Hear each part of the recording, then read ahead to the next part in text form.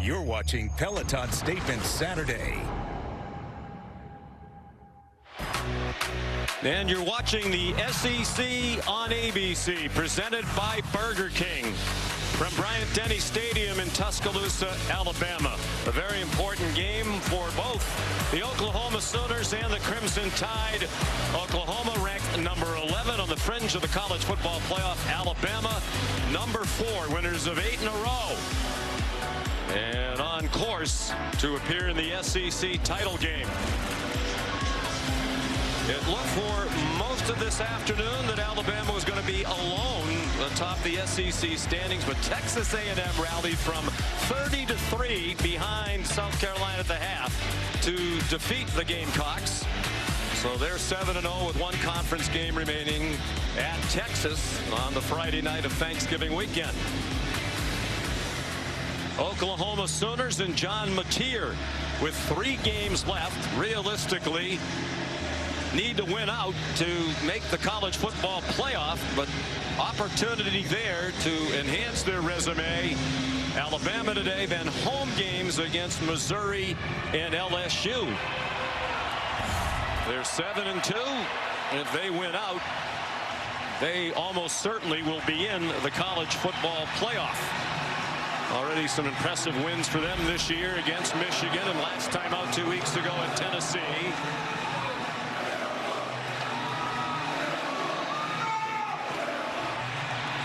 Alabama on this homecoming Saturday trying to extend the longest active home winning streak in FBS football. They've won 17 in a row here.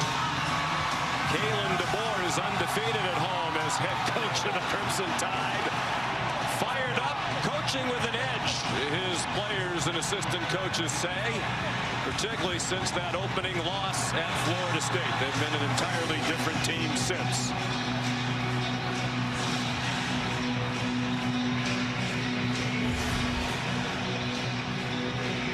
They'll be out of conference here at home against Eastern Illinois next Saturday, and will finish the season in the Iron Bowl at Auburn. If they win these last 2 conference games, they are obviously guaranteed a spot in the SEC title game and will be going back to the college football playoff.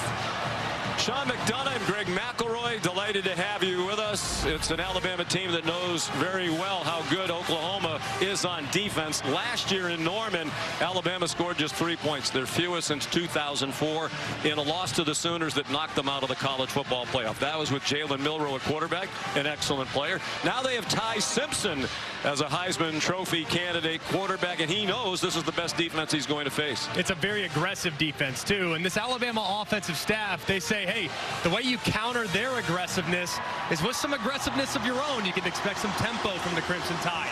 And the big key for Ty Simpson is to get the ball out quickly. He's got to diagnose some of the blitzes that Brent Venables will call. He's done a great job all season long of making terrific decisions, both pre and post snap.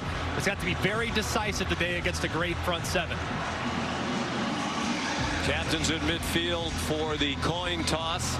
Oklahoma, one of the very best defenses in the country. They'll be playing today without our Mason Thomas. And he's an All-American. But there's very few teams in the country that could actually overcome that absence. Oklahoma might be one of them.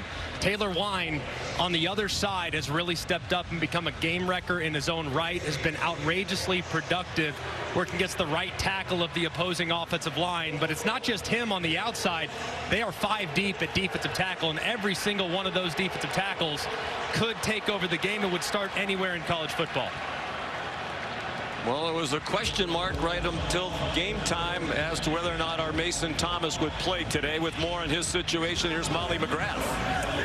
Coach, your best defensive playmaker, our Mason Thomas, out with injury today. What is the impact of his absence? Yeah, no, we're going to be fine. You know, our Mason's a great football player, but we got great depth on our defensive line. All right, thank you, Coach.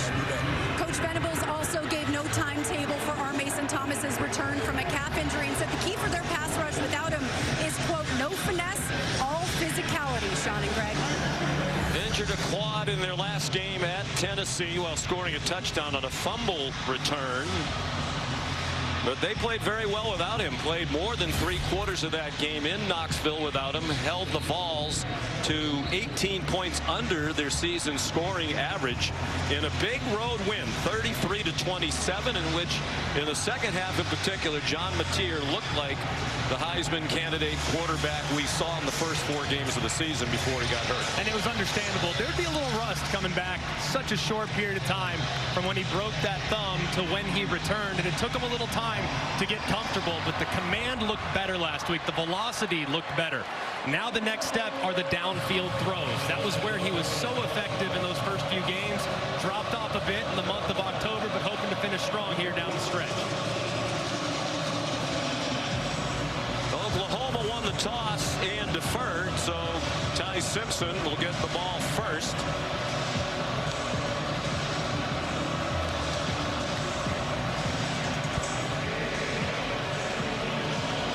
Two of the great programs in the history of college football about to go head-to-head for just the 8th time. And a meaningful game for both sides. Tate Sandell kicks off. Has had a phenomenal season in his first year with the Sooners. Lazier Brooks is going to try it from a couple of yards deep in the end zone. Trying to get outside, and he could not. Well defended by the Sooners special teams.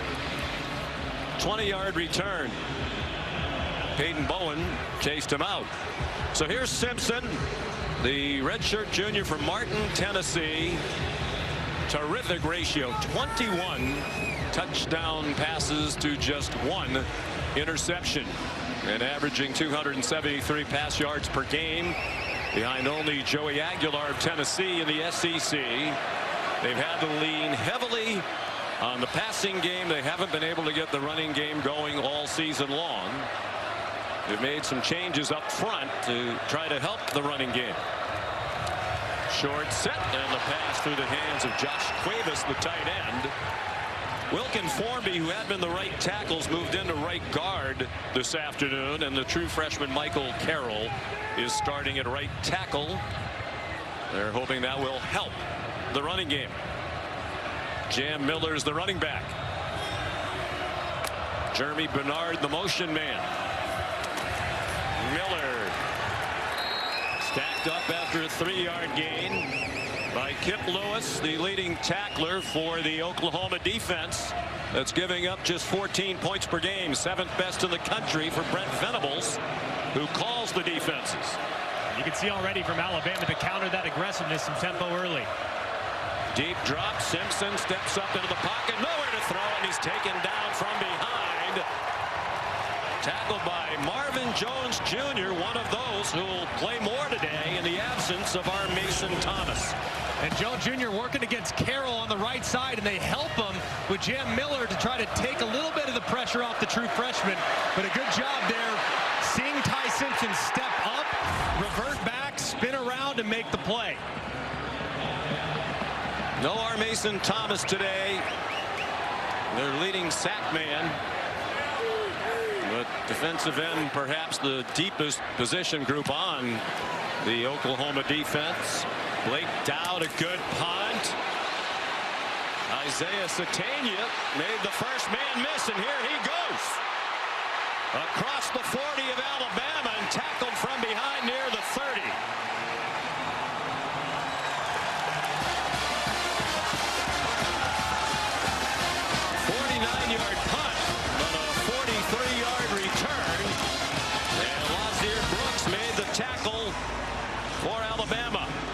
Lazier Brooks was in perfect position to drop him, but doesn't get his arms around Satania, who is electric with the ball in his hands. Former track athlete, fastest guy on this Oklahoma roster.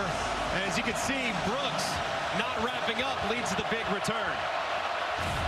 Brooks missed, but then hustled back to be involved in the tackle.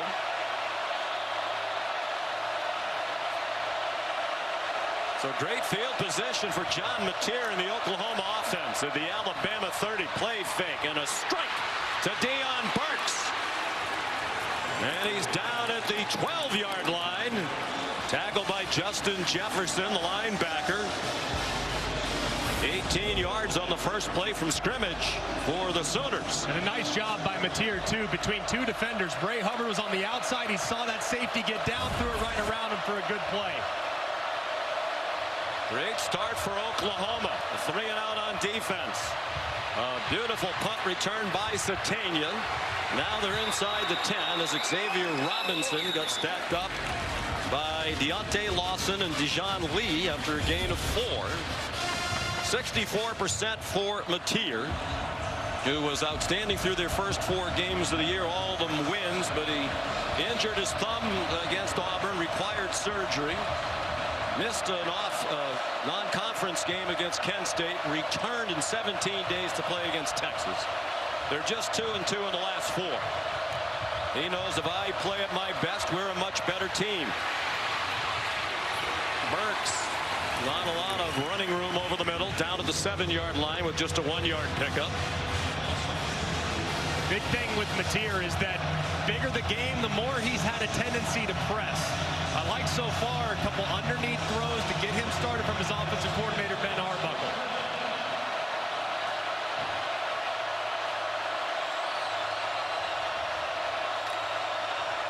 Third down and 5. They can get a first down at the 2. They're at the student section end of the stadium. 5 on the play clock. Looked like the snap surprised him, and his throw is over the head of Giovanni Gibson. They're used to the noise. Mateer said 2 weeks ago that game at Tennessee was the loudest stadium he's ever played in by far. It did seem they had trouble getting that play off. That was a good rally by the Alabama defense, too. Short field, great first play to the drive, and settled for 3. Here's Tate Sandell, missed his first field goal of the year against Michigan, has made 18 in a row, and now 19. A chip shot for him from 25 yards. And Oklahoma first on the board. Less than 3.5 minutes in on a gorgeous mid-November day in Tuscaloosa.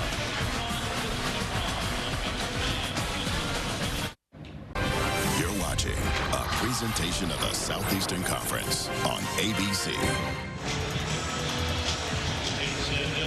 43-yard punt return by Isaiah Satania gave Oklahoma short field. Tate Sandell, his school record 19th consecutive made field goal. I hope he's going to be the first Lou Groza Award winner in school history as the best kicker in the country. Hard to argue, particularly what he did 2 weeks ago in their last game at Tennessee when he went 4 for 4. 3 of them from 50 yards plus, 2 of them from 55 yards. Pretty comforting as an offense. No, hey, just get to the 38-yard line and we got 3 points, boys. That's pretty remarkable, man. Sandell's been incredible. He's just 5'9". They list him at 182. Brent Venable says he thinks he's 6'4", 250. Called him an absolute animal. He had been tied to Gabe Perkins for the longest field goal streak in OU history. Now he has that record all by himself. So a 3-and-out to start for Ty Simpson in Alabama. Been trying all year to get the running game going.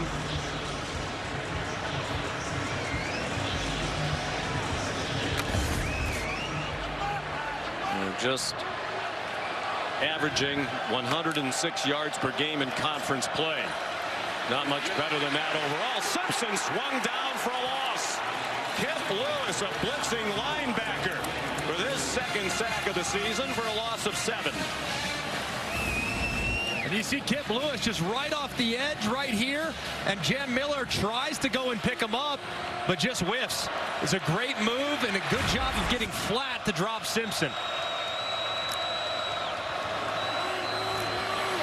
Wide for Ryan Williams. He's in trouble and dropped at the line of scrimmage by Owen Heineke. Off the best performance of his career with 13 tackles at Tennessee. He was the SEC Defensive Player of the Week. Former walk-on after he spent 1 year playing lacrosse at Ohio State. Third down and 18. Minus 5 yards of offense so far for the Tide. You got to help out these tackles against Taylor Wine, who's lined up outside left. Left tackle's Caden Proctor, considered one of the best in the country. Simpson, deep ball. Brian Williams, incomplete. They want a flag on Corton Guillory. Looked like he got swung around a bit, did Williams, by Guillory. But there is no flag. And another 3-and-out forced by the OU defense. And it looked like they got tangled up. Guillory looking back, trying to make a play on it. Williams also grabbing his jersey. A lot of contact on both sides. Usually that results in a defensive pass interference, but I can understand the no call given the fact that Williams actually was also using his hands. And Matt Austin, our rules expert, says it's a good no call. So here's Dowd again. A high punt, and this time a fair catch made by Satania. Of a 46-yard kick. Today's impact players are presented by the Home Depot. We've already heard from Oklahoma's. It's Isaiah Satania, who does a terrific job in the slot. He's become the go-to guy on third down and in the red zone for this offense. And then Yanze Pierre, a pass rusher off the edge for Alabama, who has progressively improved from the beginning of the season. He is the type of edge presence that Alabama has had for the last 2 decades. He has 5 sacks in their last 3 games. Again, good field position for OU. Sooners from their own 37. Xavier Robinson has become the featured back the last couple of weeks. He's ahead to the 40. Here's Molly. Sean, you mentioned Sooners quarterback John Mateer told us the game at Tennessee was the loudest atmosphere he's ever played in. After their last drive, he came off the field, went straight to his offensive line and asked them, is down here by the student section worse than Tennessee? And they shook their heads and said no. Mateer runs to the 45. He has a great personality, Mateer, really a character. We've enjoyed our conversations with him. He said at the start of the game last week at Tennessee, he was screaming in the huddle, and he told his teammates, I'm not freaking out. It's just so loud, I have to yell this loud. I remember those days where the guys look back at you with wide eyes, thinking that you're in panic mode, but no, I'm just trying to communicate. Tennessee's one of the toughest. He's in his first year at Oklahoma. Does a transfer from Washington State. He went under center. He gave it to Robinson, who powered close to the line to gain. Not going to say it depends on the spot, because it always depends on the spot. And they've spotted it with a first down. That was a good effort there by Robinson, too. It looked like Alabama had it stopped initially, and he just kept moving those feet to push the pile just ever so slightly across the line to gain. Ben Arbuckle's the offensive coordinator. Just 30 years old, like Mateer. He came over from Washington State.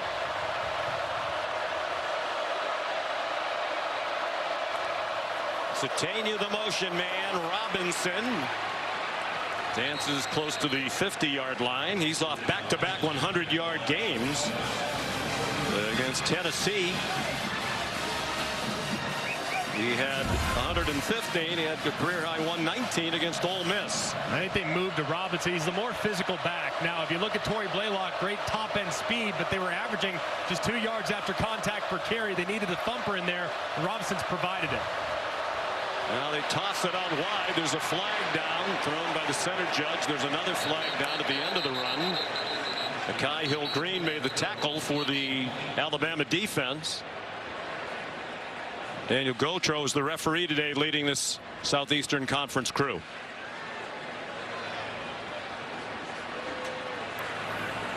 Personal foul, blindside block, offense, number 18. 15-yard penalty from the previous spot, remains second down. Caden Helms, one of their tight ends. Brent Venables doesn't like it. And you'll see Renaud right here is working upfield. It's the pin and pull technique. The tight end comes down and gets a big old hit on Renaud, and that's what results in the flag. Matt Austin again nodding his head from his palatial home in Kentucky in agreement with the call. So the ball back at the 34-yard line. Latier out of the shotgun. They spread the field with 5 receivers, 3 to his right. Just a 3-man rush for Alabama. Latier's going to keep it. And he's down with a minimal gain. Picked up a yard. It was Nikhai Hill-Green again, who's really come on in the last few weeks as a playmaker for Alabama. And Payne Womack said a big key in this game for his defense is to plaster in coverage. John Mateer is one of the best in the country when it comes to creating big plays off scramble drill. That time he scrambles. Alabama was disciplined in coverage, and they rallied to the football.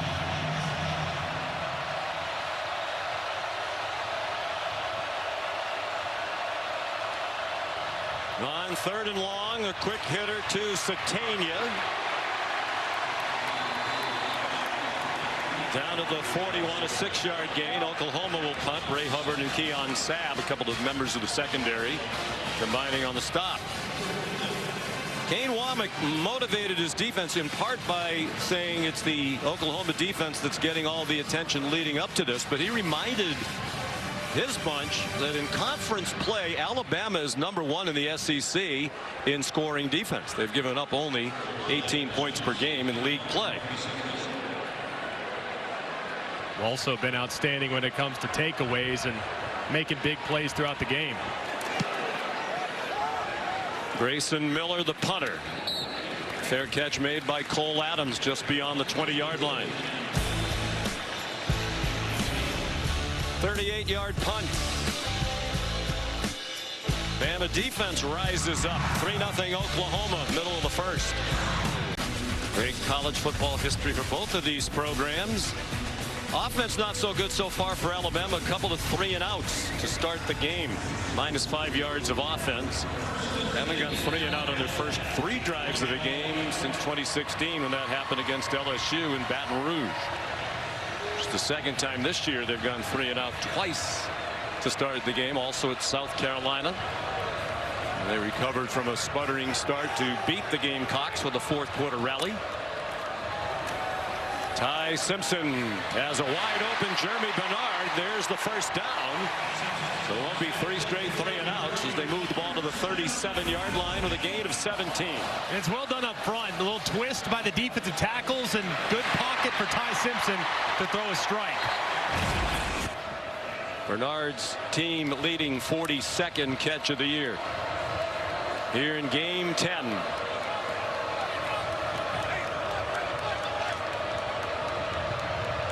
Daniel Hill, the running back now. He goes out in the pass pattern and has a catch. Tough to tackle at 244 pounds. They finally got him down at the 45-yard line. Kendall Daniels and Michael Boganowski. That's now twice in a row in which Ty Simpson had a clean pocket to operate from, was able to scan all the way back to his check down and find an easy completion. Now Hill straight ahead for a yard. They're averaging 3.5 yards per carry. Brian Grubb, the offensive coordinator. That would be the worst for an Alabama team since 1998. But they've been winning without the run game. In the pistol now with Hill behind Simpson. Looks like direct snap. Yep. They're trying to fake him. Simpson walking toward the sideline. Hill picks up the first down with the direct snap. I think that's the next step for this Alabama offense. They're probably not going to be a group that runs for 150, 200, but the backs now have to get very comfortable picking up what you call dirty runs. It's not going to be well blocked all the time. You get to run through the opponents from time to time as well, and the big 240-pound Hill powers his way for a first down. He's getting more time at running back. Hill, 7 carries in their last game against LSU. Here last Saturday night, that was a season high. Simpson stepped into the pocket. Bernard again. First down, Alabama, 37-yard line of Oklahoma. Cortland Guillory and Michael Boganowski there. 15 more for Simpson and Bernard. And a big part of this offense today will be pure progressions from Ty Simpson. You see his eyes scanning from one side of the field to the other, working against this zone defense. Ryan Grubb told him, don't hang on to the ball too long. And Ty Simpson says he's aware that when you play Oklahoma, you can overthink it, anticipating all the looks that you're going to get. Daniel Hill, good footwork there. They've been waiting for some backs to make somebody miss. He did on his way to a 7-yard pickup. That was well blocked up front by Alabama. They pulled a couple of their offensive linemen and kicked out the end of the line of scrimmage, and Hill rolled right inside for a positive first down run.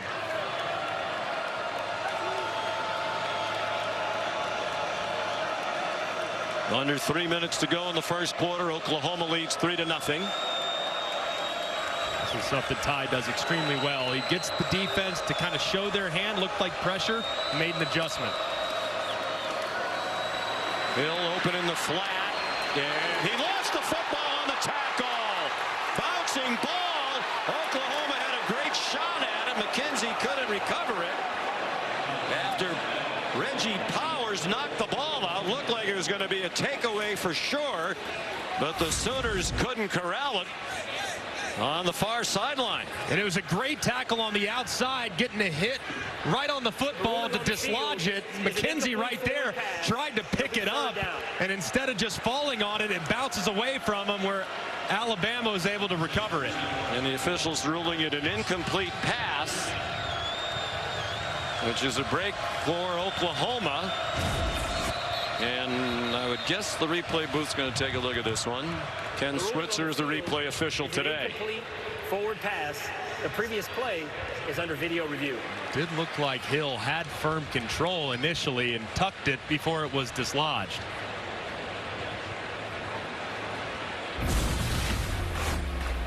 And here he is. Grabs it there, pulls it in. Does he have it long enough before that ball comes out? While we were away, this play was ruled a catch and a fumble, and then a recovery by Alabama inbounds by Lottie Brooks, which is a key part of it. Matt Austin, what do you think? Yeah, Sean, this play could have gone either way. I do think the receiver got both hands on it, got firm control, turned his body upfield. Defender made a great play by making the tackle. Ball went forward. Alabama fumbled and recovered inbounds. So yeah, that was close right too. Because if it were, there's an interception on the first play thereafter. Eli Bowen down the sideline. He may go. Ty Simpson back there. Can't tackle him. Touchdown, Eli Bowen. 87 yards.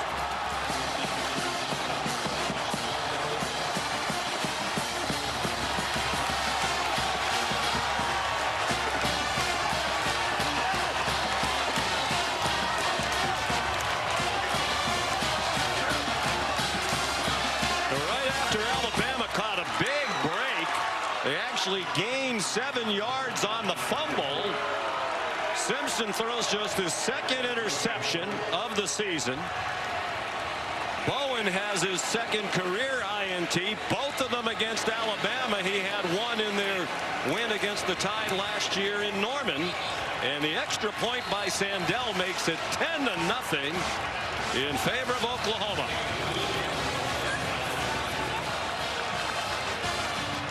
And the mistake happens up front, the right side of the offensive line. You're going to see them block out.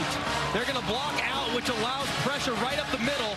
And you'll see Bowen, whose eyes are in the backfield the whole way, just read right underneath it. But you have to protect inside out. If you're the offensive line, the quarterback is not going to have nearly enough time if that pressure's coming right up the middle. If it's coming off the edge, you got a shot. Instead, Ty Simpson has to get rid of it. Bowen's waiting for it. It's a tremendous play by the Oklahoma defense. Eli Bowen noted during the week that Oklahoma is the homecoming opponent. Usually you schedule somebody you think you're going to beat. Bowen said they scheduled us for a reason on homecoming. We'll see about that.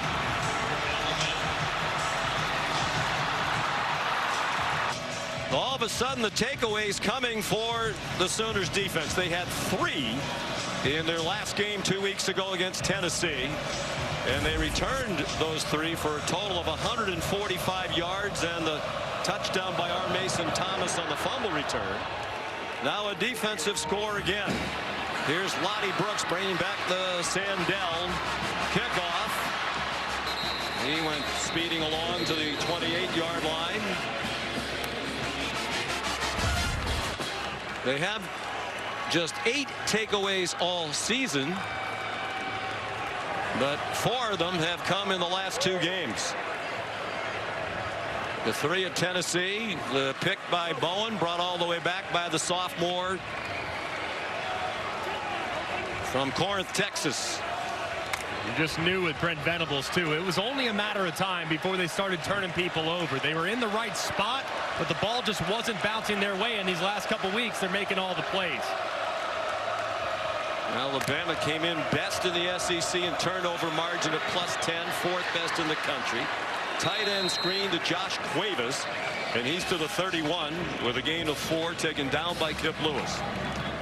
Such an aggressive defense, and as soon as they start to taste the blood just a little bit in the water, the pressure seemingly ramps up a little bit more. So Bama, the counter, tries to go with the screen to slow that rush down. Some late substitutions by Alabama. This gives Oklahoma a chance to substitute, and they're being told to take their time substituting, hoping if they milk enough clock, Alabama's going to have to use a timeout. Fans booing. Simpson, aware of the play clock, needs to snap it. High throw caught by Bernard. Now the ball squirts out at the end, and the officials are ruling Bernard down with a first down at the 42-yard line. Robert Spears Jennings made the stop. An 11-yard gain and very nearly another turnover by the Crimson Tide. First down. Bernard secures it there, goes down. Where's the ball? Yes. His backside is down before that ball comes out.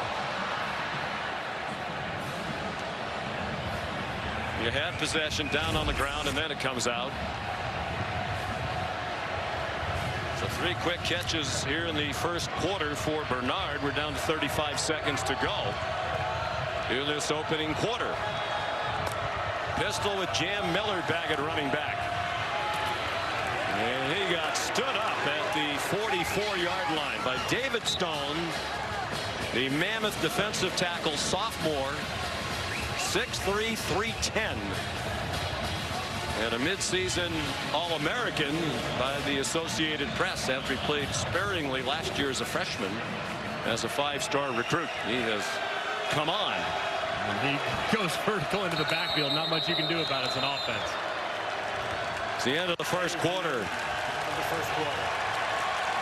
Oklahoma trying to make a statement to the College Football Playoff Committee on this statement Saturday. Leads 10-0.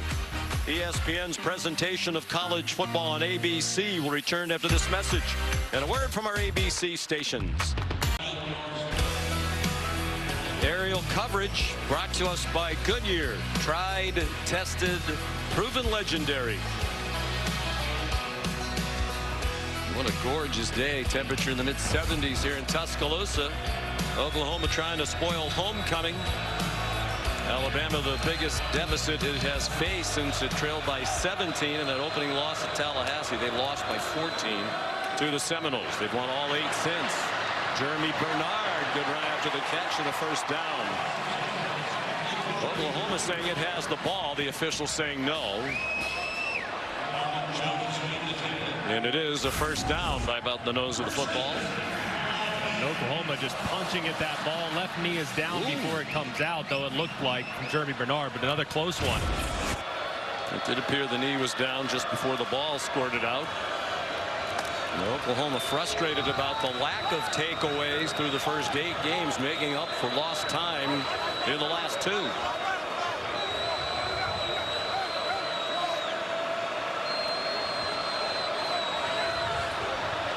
Play clock down to 1.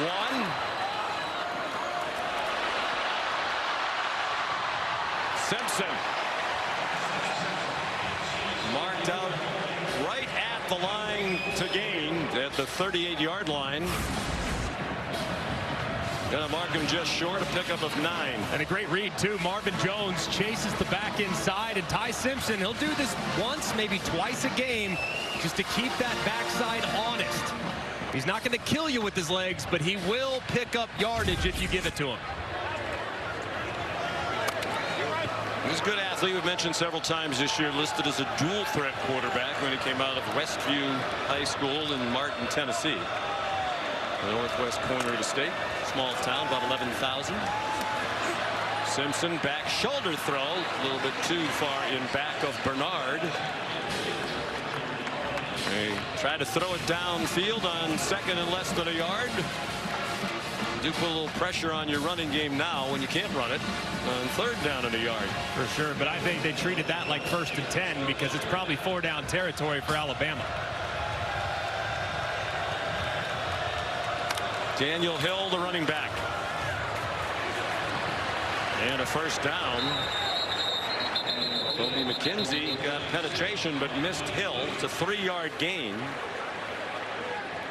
McKenzie back at linebacker if he missed the game against Tennessee with a groin injury. His teammate Owen Heineke calls him the field general of that Oklahoma defense.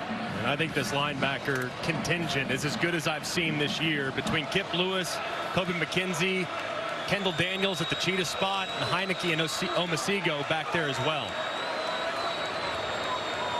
It's an excellent defense. It's thought if they have a weakness, it's in the back end. But they're so good in the front seven, they cover up for a lot of mistakes. Simpson stumbled away from center. Still has an open receiver. Caleb Edwards, the true freshman tight end, pulled out of bounds at the 11-yard line.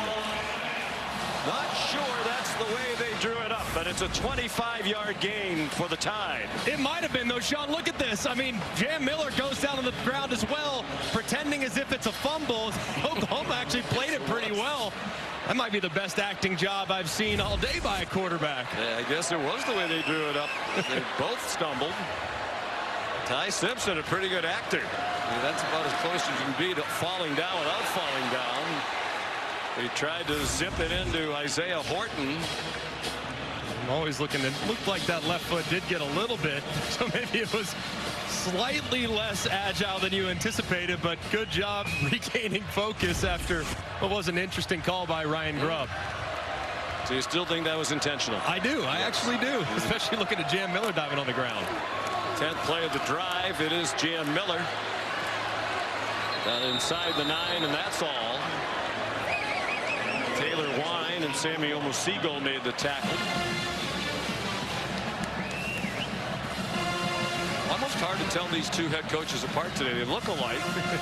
They're dressed alike. Both very different mentalities, though, with Kalen being an aerial assault offensive mind, and Brent Venables just relentless in his pursuit on defense. Of course, Kalen DeBoer has to wear that black hoodie. It's become a matter of superstition here. Another interception. Robert Spears Jennings picked it off in the end zone and brought it out. Well, there is a flag down on the play. It's in the end zone.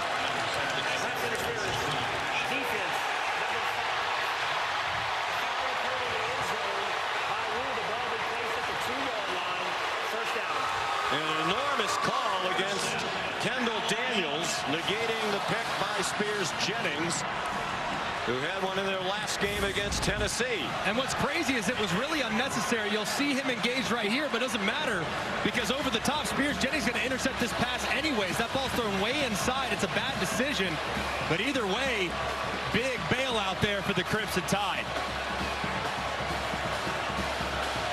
Venables thought they had it, and then the reality sets in. And there's a flag in the end zone. They've been a heavily penalized team, 63 penalty yards per game. 108th in the country. Direct snap, Daniel Hill trying to bull his way in. And then they're going to mark him down just shy of the goal line. Feels like rinse and repeat there, right? And you got a 240-pound back. You got 3 downs to get it inside the 1. Just go with that direct snap and See if he can pound it in there. He might do it again. Although Simpson's lined up to take the snap now. He gives it to Hill. Touchdown, Alabama.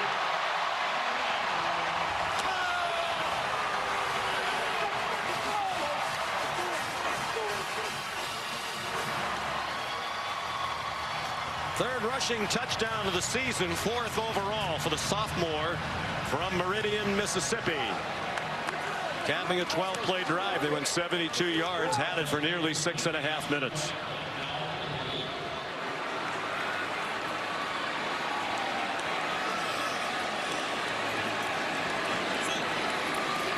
Connor Talty adds the extra point.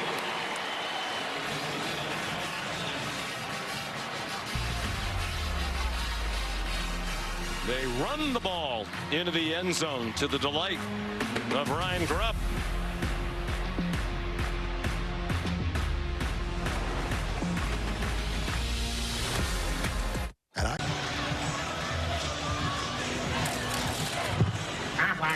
Time for today's Aflac trivia question. It's homecoming on the campus of the University of Alabama. We want to know what was the last team to beat Alabama in a homecoming game.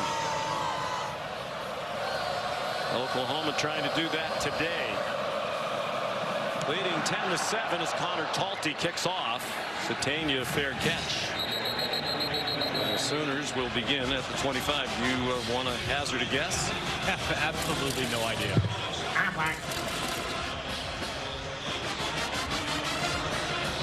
I'm going to say it was like 2003, though. That's my guess. I'm going to say 2002 or 2003, the year. Oh.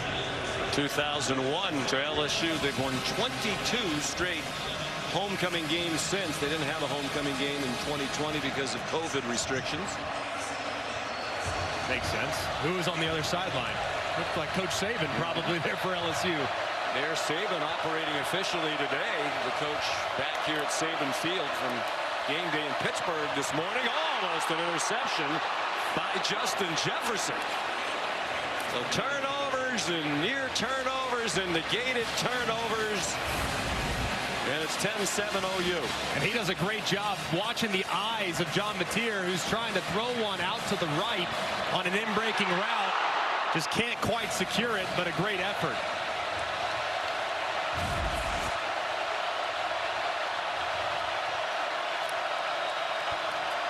Mateer on 2nd down and 10. Ducks under some hits. Comes up just shy of the 30-yard line. As this season has gone along for Ben Arbuckle, the offensive coordinator, the go-to guy on 3rd down has become Isaiah Satania. He has been so reliable on critical down and distance, and he's lined up there in the slot just inside the hash. Torrey Blaylock is in at running back. He's played very little in recent weeks. Supplanted by Robinson as the lead back. Satania went in motion. Mateer back shoulder throw. He couldn't catch it. Mateer got rid of it quickly with pressure coming.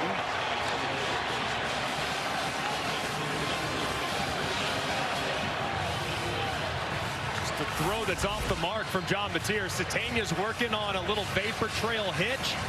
He thinks he's going to sit it down a little sooner, but Satania does the right job getting a yard past the sticks, and it results in the incompletion. Aaron pass leads to a punt by Grayson Miller. Transfer from Division II Central Oklahoma. Both punters today are D2 transfers. That's a good one, driving Ryan Williams back to the 17-yard line. Adams trying to block for him. Now the ball's out at the end of the return at the 30. No whistles yet. Sooner sideline convinced they have the ball, and they do. Jaden Hardy knocked it out. Sammy Omosigo recovered the fumble.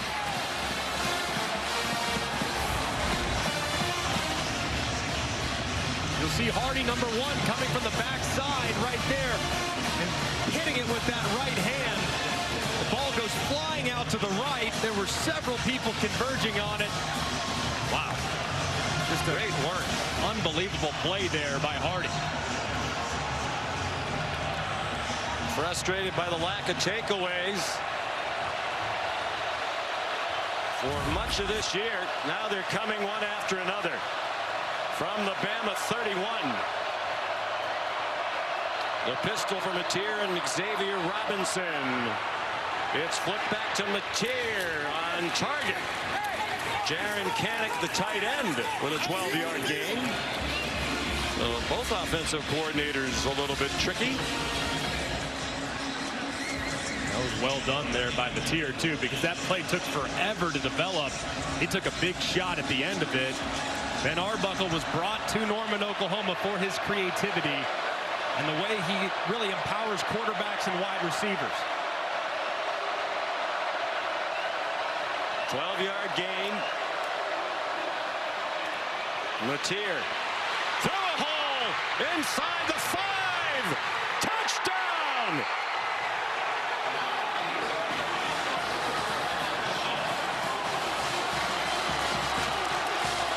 What a run by John Mateer!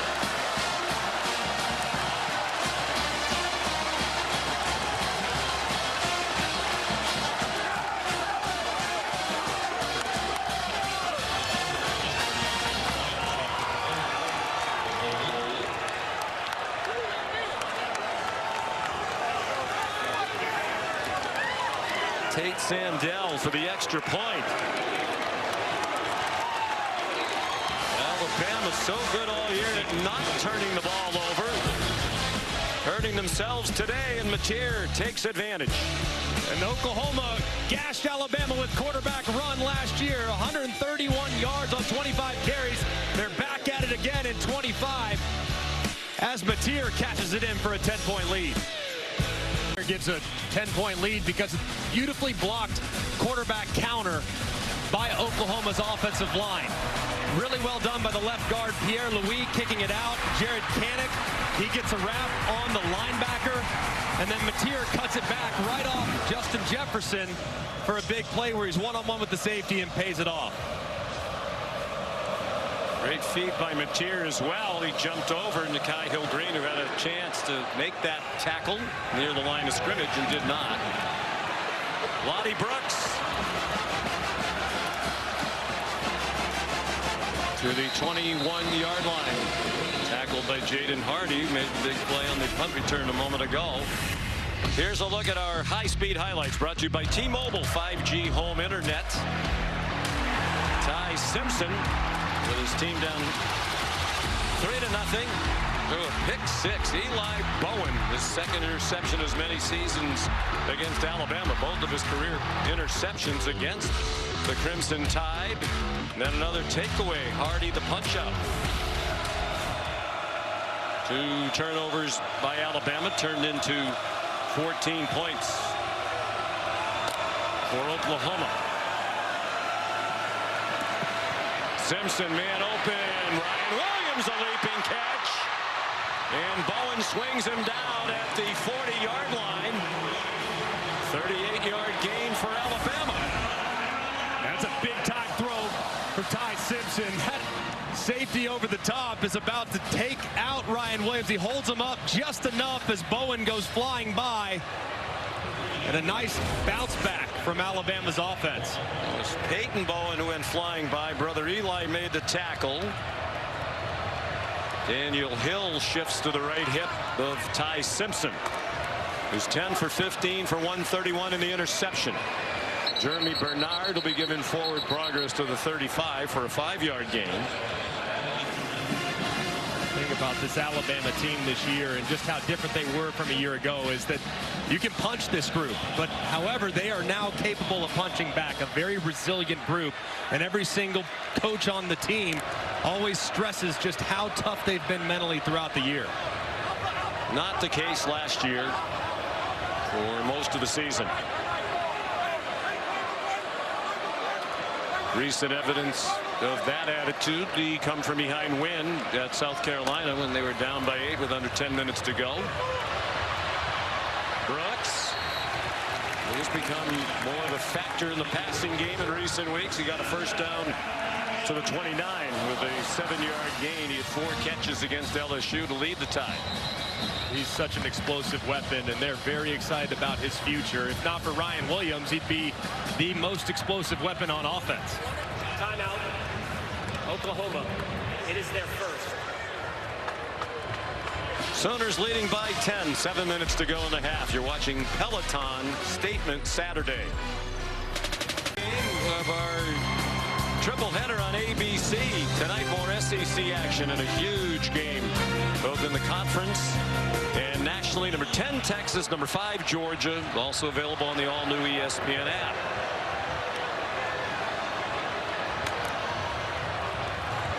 On 1st and 10, Ty Simpson evades the rush. High throw. Bernard was wide open at the 15, and Simpson missed him by a mile. He was off target on some downfield throws last week and described it as brutal. And you usually look at the guy's feet, see whether or not the ball sailed on him, but the feet look pretty good right there. The ball just comes out a bit high, and you see the over-exaggerated follow-through. Tried to get that nose down. Instead, he throws a sail ball. Well, last week he was just 2 for 6 on passes of 20 yards or more downfield. Daniel Hill, some power football to the 25-yard line, stopped by Michael Boganowski, a 4-yard gain. Brent Venables right here, knowing that Alabama hasn't necessarily been automatic with their field goal operation. This might be a spot where you would bring some pressure, because a sack or pressure on Ty Simpson could potentially knock them out of field goal range. 2 out of 4 on 3rd down so far for Bama. Oklahoma, one of the best 3rd down defenses in the country, 30.4%, 8th best nationally.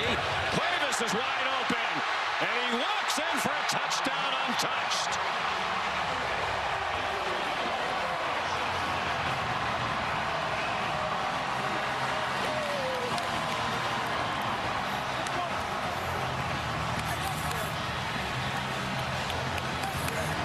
Ty Simpson loves Cuevas. He says he's playing at an All-American level at tight end. That's his 4th touchdown of the year. Started his college career at Cal Poly, then on to Washington, and now here at Alabama. Connor Talty to make it a 3-point game. It's 17-14. Very entertaining start to this one. And this is a great job of gamesmanship by Alabama's offense. They actually fake the snap right here. They look back to the sideline, which forces Oklahoma to also look back to the sideline. And then you see a second clap. But look at all these eyes looking over here, trying to get a call. And they just sneak Cuevas out right now. Well designed. They bust the coverage. Alabama takes advantage. Outstanding execution by the Tide.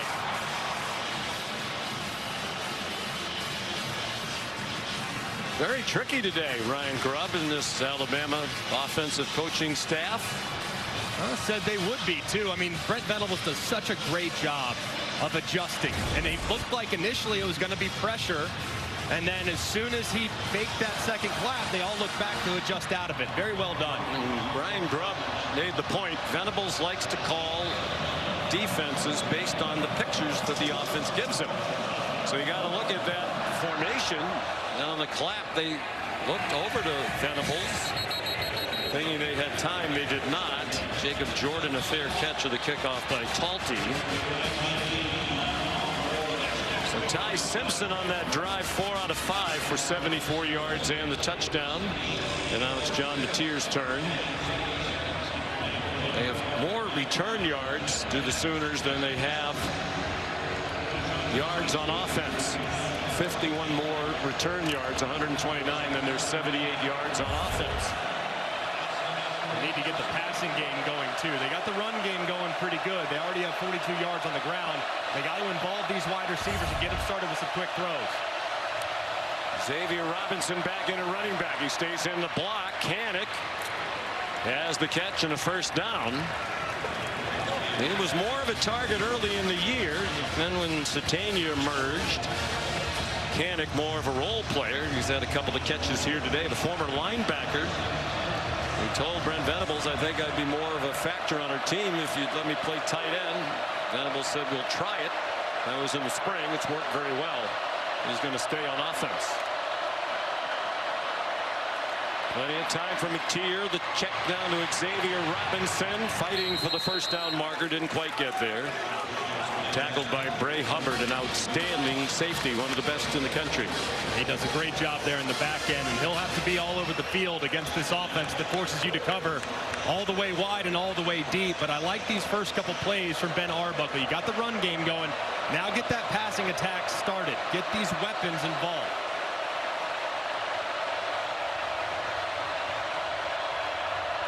Oklahoma off a bye week. Robinson bangs off a couple of hits and has a first down across midfield. Ben Arbuckle took advantage of that bye week to celebrate his wife Lauren's birthday by throwing hibachi night, as I guess has become a thing. I thought he said bocce night when we talked to him. He seemed a little young to be a bocce player. Bocce balls around the yard there in Norman. Hang on, bocce knows no age difference. No. My kids love it. It's the best. Yes. Arbuckle told us he was a golfer, tennis player, but he's a big pickleball player. Robinson tackled around the legs by Domani Jackson, who lost his starting corner position. They had a nice night at the Arbuckle house. I know, based on where he started and coming up, I mean, the guy to think that he's just been coaching starting in 2018, it's pretty remarkable to see where he's at and the success he's had.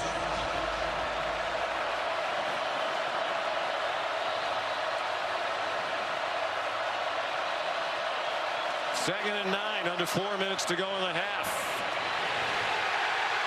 Satania ran into Red Morgan and Keon Sabb.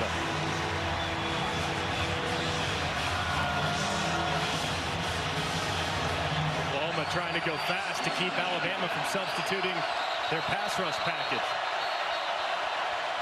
And they forced with that pace. Timeout. Alabama into a timeout. It is their first. It will be 30 seconds. With 3:32 to go.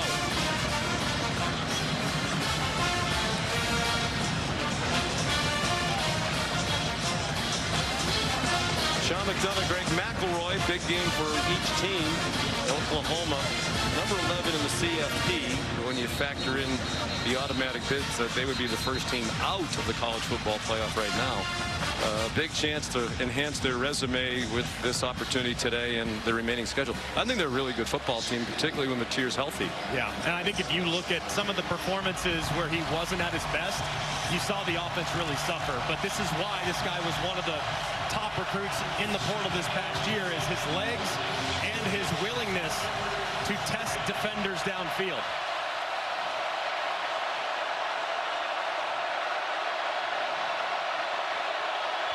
He's dealing with more than 100,000 making noise for the second straight game. He's in trouble. Throws it out wide. There's a flag down. He basically got rid of it in the direction of Torrey Blaylock. Yanze Pierre was bringing the heat. And a late flag thrown near where Mateer got rid of the ball. There is no foul on the play for offensive face mask. It'll be fourth down.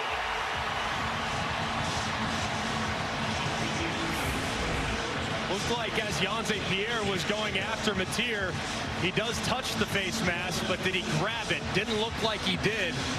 So that was good communication there by the officials to pick up the flag and not make the call. Let's bring in Matt Austin. Matt, you fine with the way that call was adjudicated? Yeah, I agree with Greg, although I thought the referee said no call for offensive face masking, but that would have been on the defense. But yes, I do agree that should not have been a foul against the quarterback. So here's Grayson Miller to punt again. End over end. Cole Adams, no fair catch. Taken out of bounds by Sammy Omosigho. Here's Kevin Nagandi. Sean, Capital One halftime report just minutes away. Booger McFarland, Kevin Nagandi here. How Texas A&M pulled off the biggest upset in school history. We've got highlights plus reaction. How about a developing story here? Because we've got a linebacker playing the Wildcat, and that is Jacob Rodriguez, Boog. Some people say he should be up for the Heisman. I don't know about that, but Kev, I would have dreamed to play the Wildcat. First career offensive touchdown, Texas Tech rolling. Back to you. Next couple of weeks, he's given the Heisman pose. Alabama started the day tied with Texas A&M, atop the SEC standings, both undefeated in conference play. Jan Miller chopped down in the open field by Reggie Powell. Texas A&M was down 30-3 at halftime at home today to South Carolina as a 19.5-point favorite over the Gamecocks. Rallied to win 31-30. So they're 7-0 in conference play. Alabama trying to join them there, trying to mount their own comeback. They've trailed by 10 here today.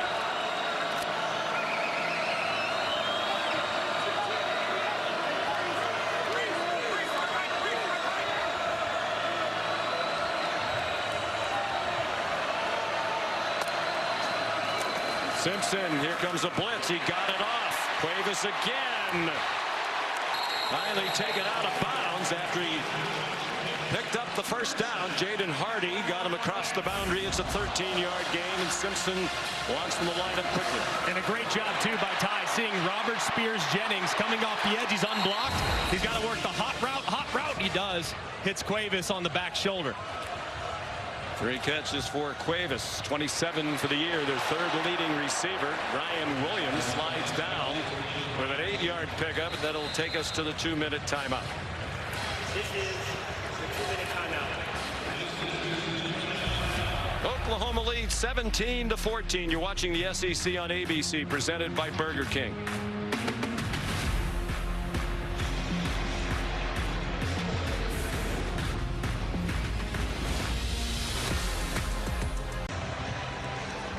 Alabama's been one of the best teams in the country in the final 2 minutes of the first half, plus 39, trailing only Oregon and Toledo in this situation. They're trailing Oklahoma 17-14 at the 2-minute timeout. And they have the ball at their own 35 for Kalen DeBoer, 2nd down and 2.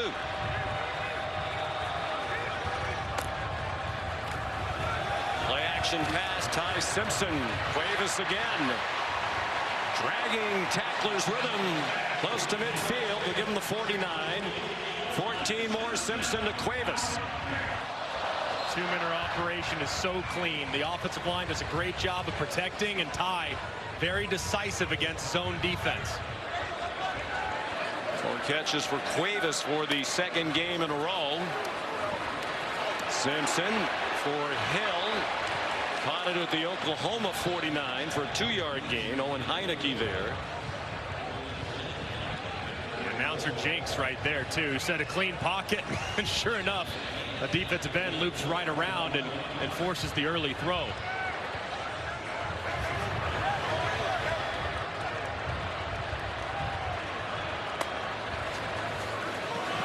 Two timeouts left for each team as Hill turns the corner.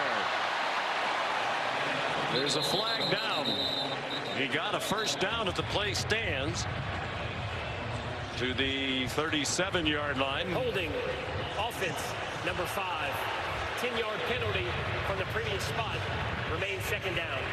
Jeremy Bernard wiped out a 12-yard gain. He's trying to secure the edge on the perimeter run, and as you see, he's going to be engaged. And watch as he gets Kip Lewis initially. It's right here where he grabs the jersey and slows down Lewis. You really see it from the other side.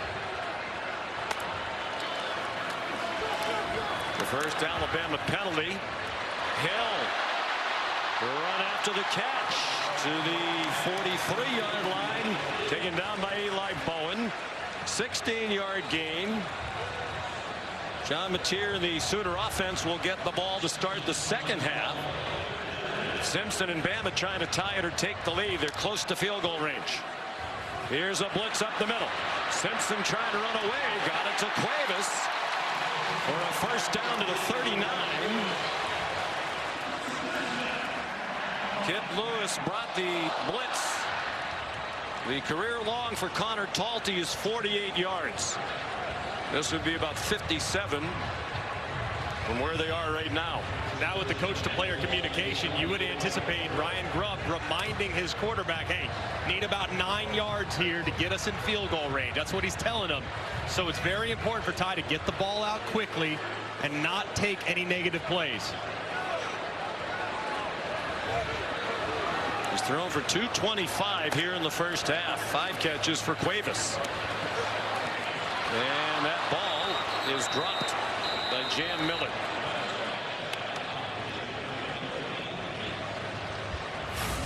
Like Jam Miller just tried to start running. It was pretty well thrown ball to the upfield shoulder, and Jam just turns his head right before the ball arrives. He's had a tough day. There's 1 reception for no yards, whiffed on a pass rush pickup early in the game, and has 7 yards rushing on 3 carries. Still coming back from a concussion against Missouri. But they're expecting more from him. Simpson going deep to nobody in particular. He and Bernard were not on the same page.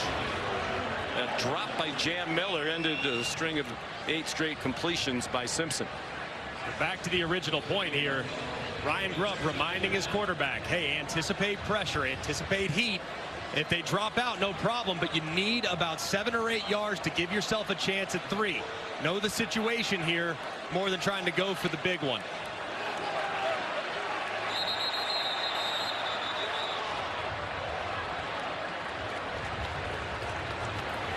Timeout. Oklahoma. It is their second. It will be 30 seconds.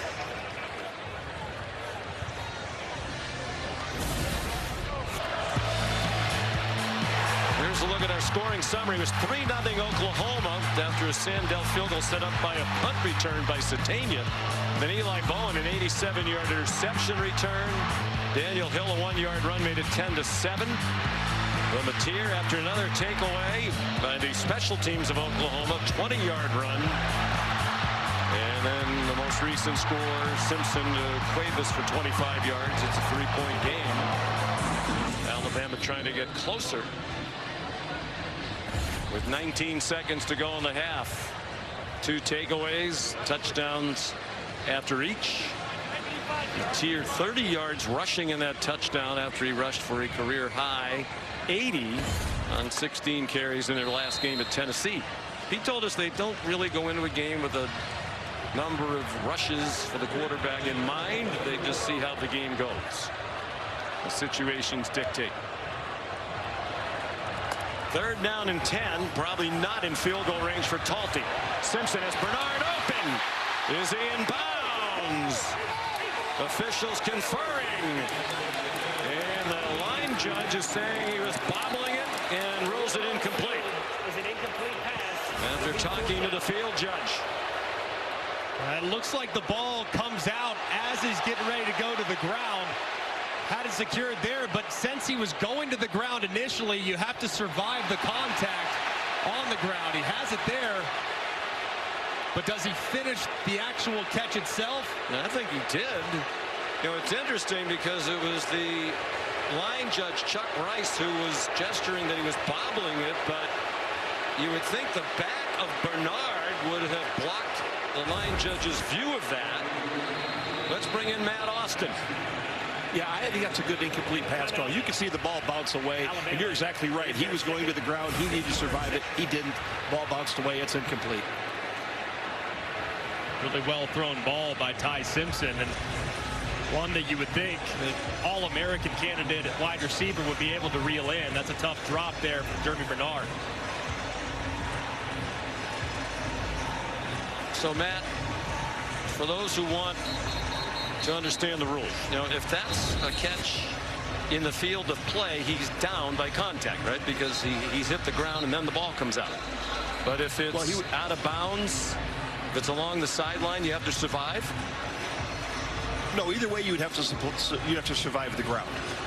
So if you get firm control of the ball, but you're going to the ground, you have to survive the ground. If it comes out and hits the ground, it's an incomplete pass. Doesn't matter if it's inbounds or out of bounds.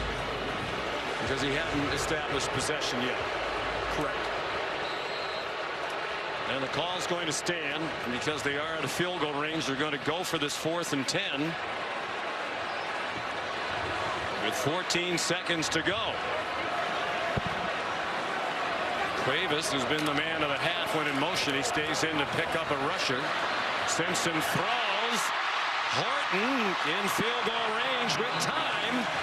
Taken down by Peyton Bowen. They'll use a timeout after a 15-yard gain. Timeout, Alabama. It is their third. It will be 30 seconds.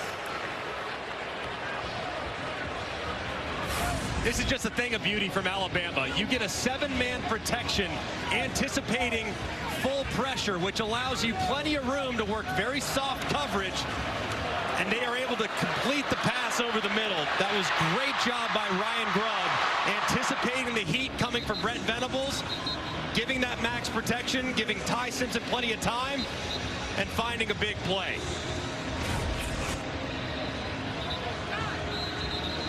Ryan Grubb's quarterback's thrown for 240 yards here in the half on 30 attempts.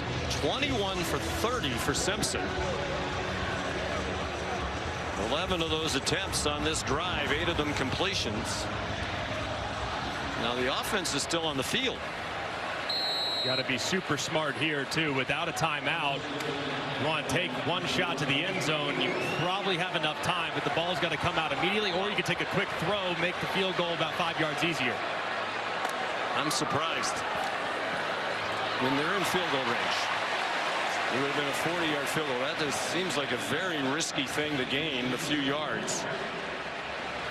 But Talty's had an up and down season. It's an 8-yard gain. So this is going to be a 36-yard field goal. When we talked to Kalen DeBoer yesterday, he said he's pleased with Talty. When he's missed one, he typically bounces back. And he said in the LSU game there was a problem with the snap. Sometimes the laces weren't perfect, but you have to power through that if you're the kicker. Oklahoma, it is their third. Well, each team has used all of its timeouts. It'll be important here, though, to watch the operation. And that snap against LSU was a little behind the holder and Dowd, like you referenced. So make sure that snap is perfect, because if it's perfect, that means the laces will match, and it'll make it much easier on the field goal kicker, Talty.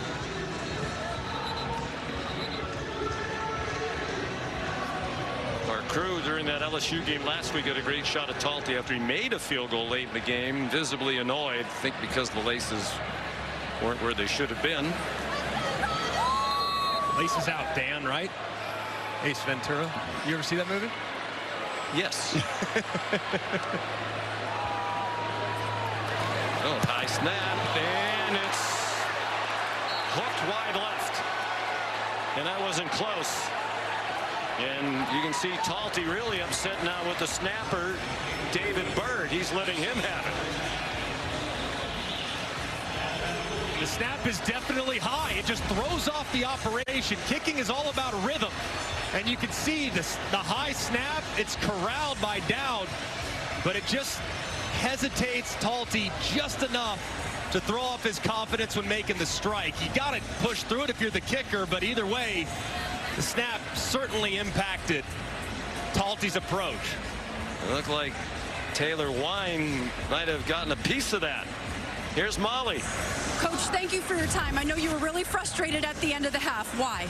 We're just a little leaky in our coverage there. You know, we got to tighten things up. We had an adjustment issue on 2 plays prior to that, so we got to clean that up. I thought that, again, fortunately, they missed the field goal there. It has been a little inconsistent, from the 30-yard line out. All right, thank you, Coach. All right, appreciate it.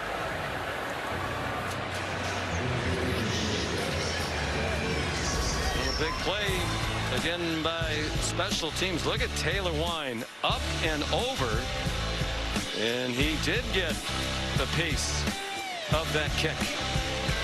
Not sure it was going to be good either way. Saturday. And you're watching the SEC on ABC, presented by Burger King. From Bryant-Denny Stadium, Tuscaloosa, Alabama. Number 11, Oklahoma. Number 4, Alabama. The Sooners have not trailed in this one. They have a 3-point lead at the half, and they'll get the ball to begin the second half.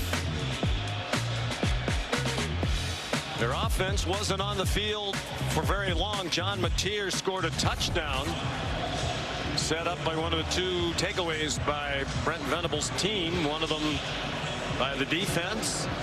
Levi Bowen, a pick 6. The other one on special teams. Ty Simpson threw for 246 in the half, most in any half for an Alabama quarterback since Bryce Young went for 264 in the first half of the Iron Bowl against Auburn in 2022. Connor Talty kicks off after he missed the field goal that was deflected by Taylor Wine at the end of the half with a tight end. A number of Alabama miscues in that half. Yeah, it started with a turnover early, forced by the pressure of Oklahoma. Bowen grabs it, takes it all the way back for a pick 6. It's a rare mistake by Ty Simpson. And then Ryan Williams gets the ball punched out on a punt return. That would set up another score. And then a high snap leads to a pulled kick that would have tied the game right before the half. So a number of mistakes from the Tide have them in a hole.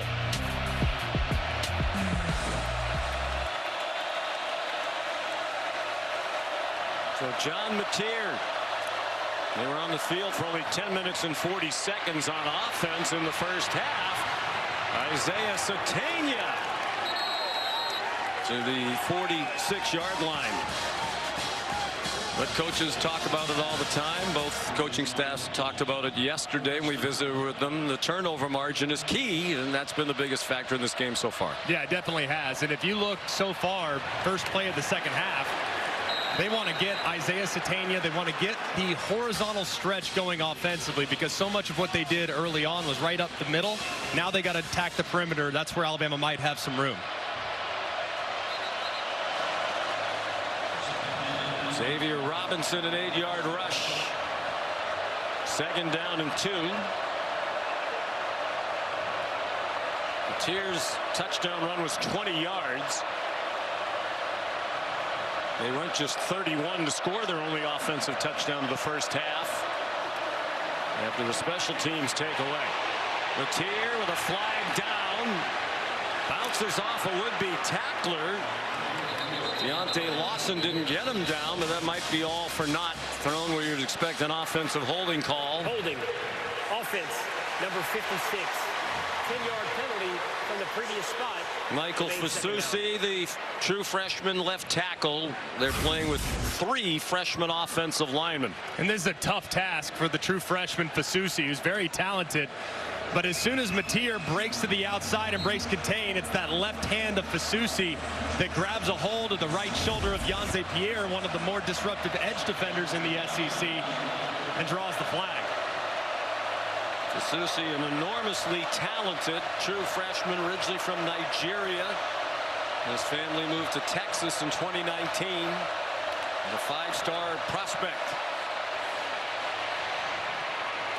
Mateer dumped it off, and Xavier Robinson was chopped down by Red Morgan for no gain. Here's Molly McGrath.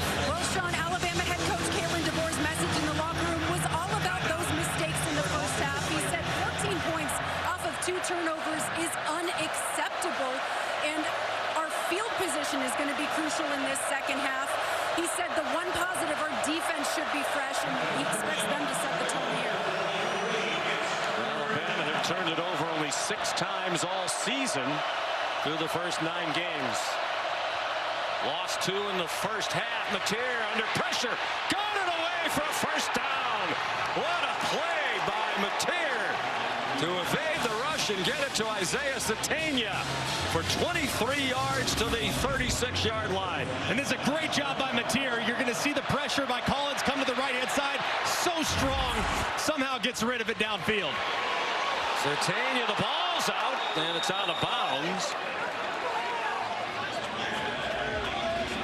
Well, this has been a wild half plus 2.5 minutes.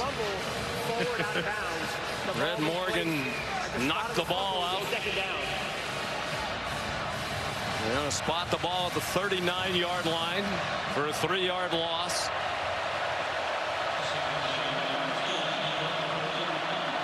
This is just about field goal range for Tate Sandell.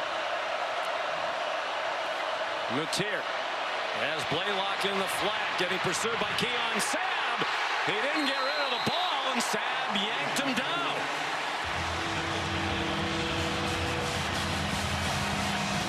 The loss of 2 more. Like you referenced, Sean, your kicker is a weapon. The ball has to come out here. Any negative play wipes out the possibility of a field goal try. You got to get points on the first half of the second half. First drive of the second half. The ball's got to come out against pressure.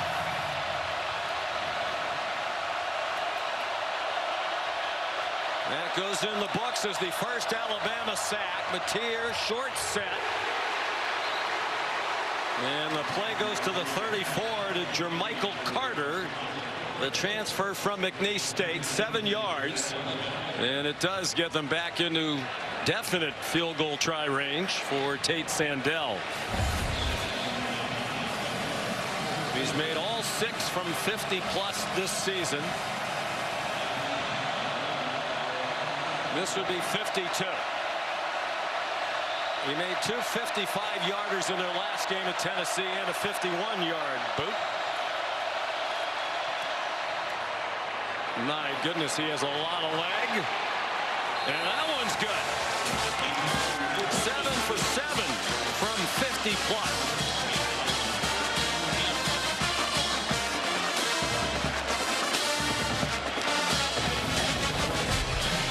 He has become a weapon.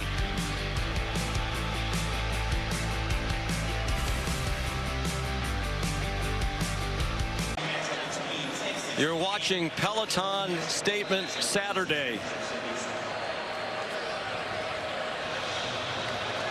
Oklahoma trying to make a statement. Number 11 in the CFP. Right on the fringe of being in the 12-team college football playoff. Chance for an enormous resume booster today with 2 home games remaining after today against Missouri and LSU. Sandell a touchback after his field goals, giving them a 6-point lead. Ty Simpson had 246 yards in the first half through the air, and he's been great with his eyes. This defense requires you to be very quick with where you're getting to your reads. You got to get off 1 quickly, get to 2, get to 3. He's done that beautifully, and then taking advantage of a busted coverage as well. It's Cuevas. When they make mistakes, you have to capitalize. They did a pretty good job of that. After the interception, I thought he really settled in and made some good decisions there in the beginning of the first half. 22 out of 31, 246. He's thrown for at least 200 in all 10 games this season. Throwing for Bernard, who went lunging for it, couldn't make a hands catch with Eli Bowen running in coverage. Just like last week, a little bit there in the third quarter, I was just ever so slightly off with some of his accuracy in the third quarter against LSU. And start the third quarter today, another one's just barely off the mark.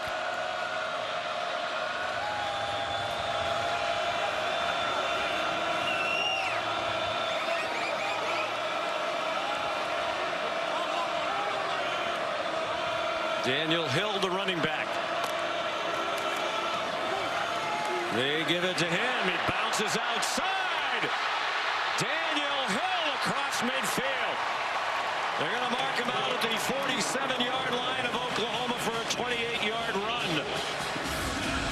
This is a great job taking advantage of numbers. You have just 3 guys on the right side of the center.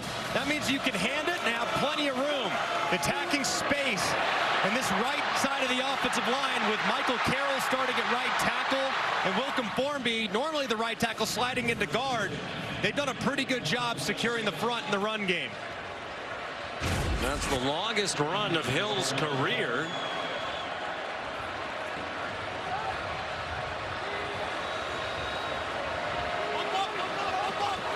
Cuevas went in motion.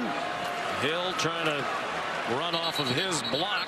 And Owen Heineke's there with plenty of help. Reggie Powers has had an active day up from the secondary.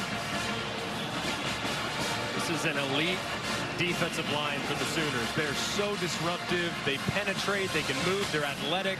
I think so far the Alabama front, after a tough start on their first couple drives, they've settled in pretty well against a really good group.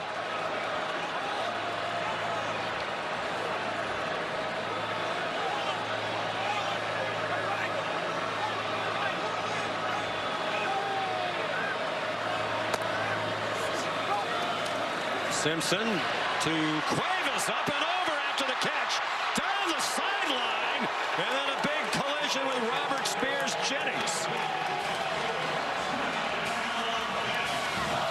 Cuevas with 19 yards on that play.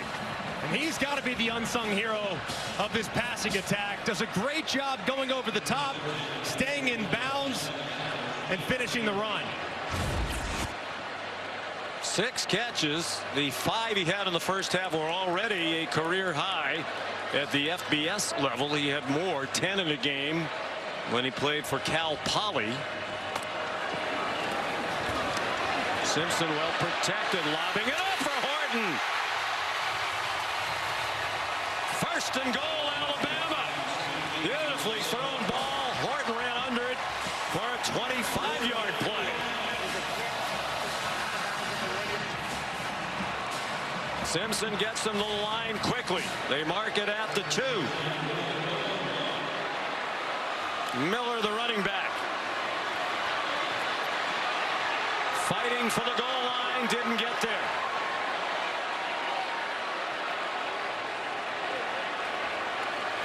Grayson halted the forward advance.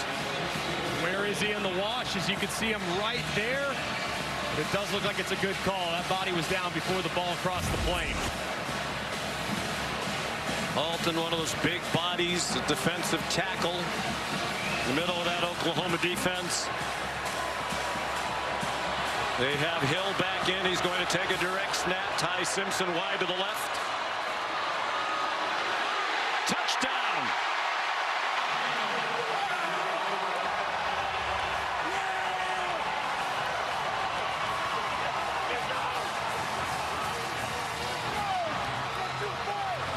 Second of the day for Daniel Hill. And now they're an extra point away from their first lead of the game.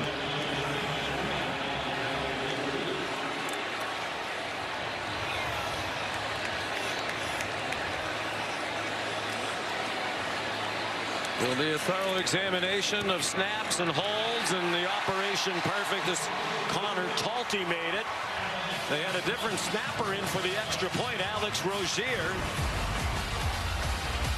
And there was a beautiful throw by Ty Simpson to Isaiah Horton over the top to get him inside the 5, where Daniel Hill finishes on a direct snap to give the Tide their first lead of the ball game. It's such a big-time play by Ty Simpson. This is all-out pressure. Look, you know it's coming. So Ty Simpson says, "Hey, guys, calm down. Hey, check. Hey, I'm going to bring in my tight end. He's going to block the game man on the line of scrimmage. I'm going to protect myself here. And now I know that they're going to be squatting because they're anticipating a quick throw. I throw a deep ball over the top. It's perfectly placed." And the AT&T Connected Cam shows you just the incredible next-level knowledge of Ty Simpson making that adjustment. Alabama leads for the first time today. Midway through the third quarter, Jacob Jordan, a fair catch of the Connor Talty kickoff. And it goes back to what you said earlier, Greg, what Kalen DeBoer talked about yesterday. Last year, didn't have a lot of faith in their ability to rally when things weren't going well. This year, they expect to respond, and they have again today. This was going to be a game of adjustments, too. Oklahoma coming off the bye week. You knew they were going to have a couple wrinkles. It's a really well-coached football team on both sides. They were going to have some change of pace elements to their game plan. I think both sides have adjusted beautifully.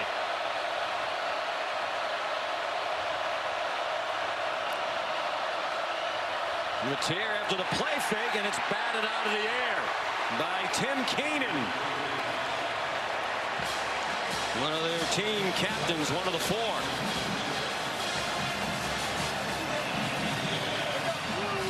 I can some point here from Ben Arbuckle. Haven't seen much of a commitment to the run game, especially the quarterback run game here in this football game. Mateer does have 5 carries, but a couple of those were in scrambles. So I want to see a quarterback run here at some point on this drive.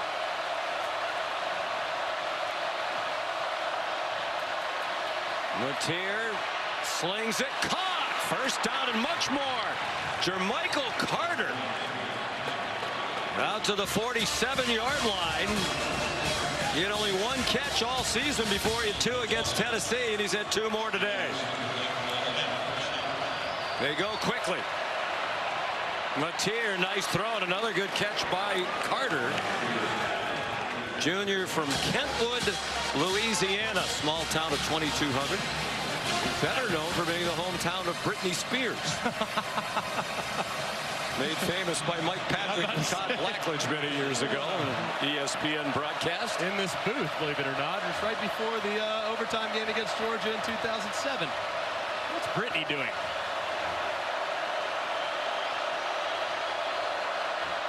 Gotta love what a gamer Mateer is, the ability to change the arm angle and deliver the football. The former standout shortstop in high school, thought he might play baseball in college.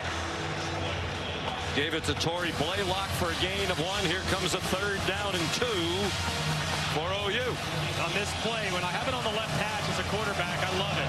Because I know that if I want to run towards my throwing hand, I can do it. So if I'm Ben Arbuckle, I'm telling my quarterback, John Mateer, hey, John, we got him. We got quarterback run to the right. If it's not there, you take off and get it with your own legs. I'd roll the quarterback outside the pocket and give him a run-pass option. There are 2 out of 7 on 3rd down. Blaylock is the running back again. There's a flag down. Blaylock's in trouble and down for a loss. Back of the 49. Yanze Pierre there. There is a flag thrown on the snap. Illegal formation. Offense. More than 4 players in the backfield. The penalty is declined. It'll be 4th down. They tried to go with a little quick huddle, but as you can see, there's 5 guys in the backfield. It's on number 84, Carter, that has to check in with the lines judge and say, hey, I'm on the ball. As you can see, he's just off, and that's what leads to the legal formation. That was not good all the way around for the Oklahoma offense. So Grayson Miller's going to punt again. I'd be alert for a fake here if I'm Alabama in their punt return unit. 4th punt for Grayson Miller.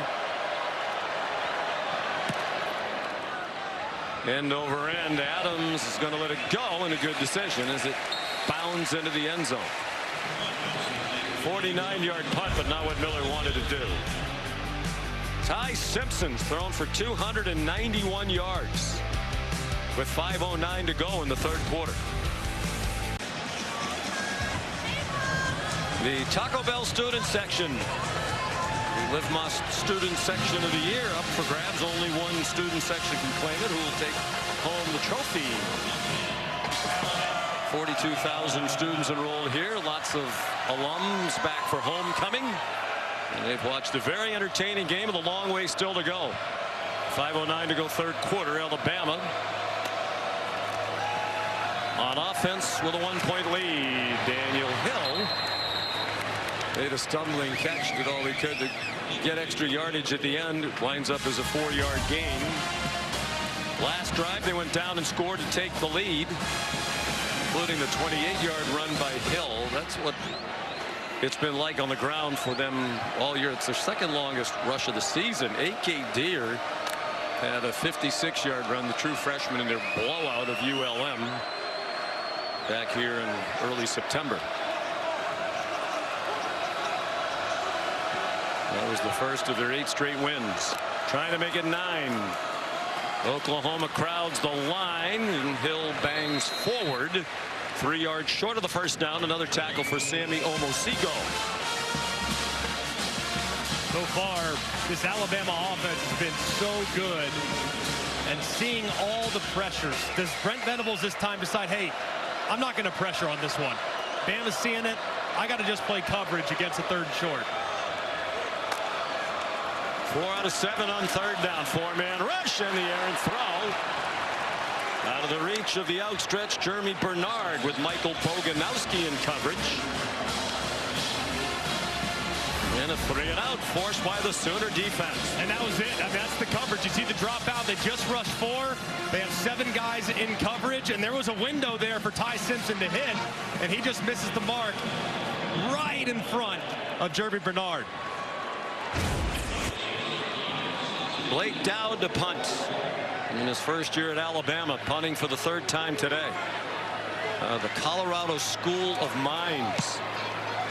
He was a D2 All-American for the Ore Diggers. I know that you knew the nickname of the Colorado School of Mines. Absolutely. Seems like an appropriate nickname for School of Mines. Just in the nick of time, the promo.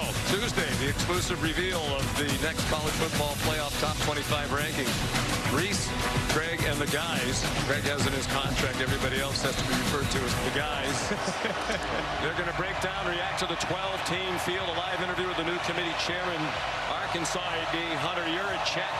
It's 8:30 on ESPN and the all-new app in between games of the men's State Farm Champions Classic. College basketball action on Tuesday night. Xavier Robinson on first down, a gain of a yard. Edric Hill there for Alabama.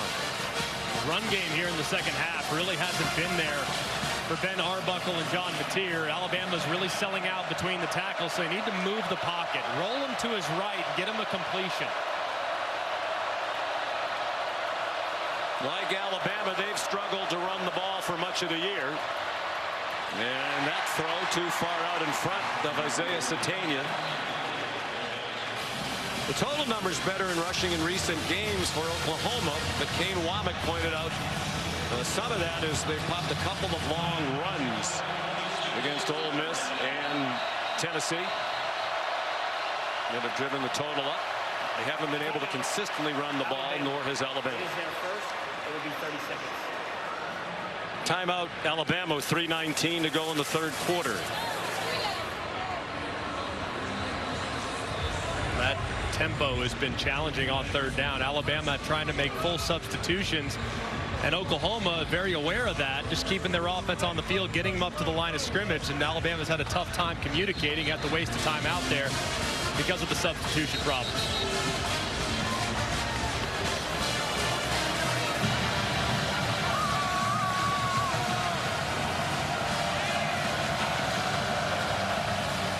Texas A&M 7-0 after they came from 30-3 down to beat South Carolina today. Alabama trying to join them.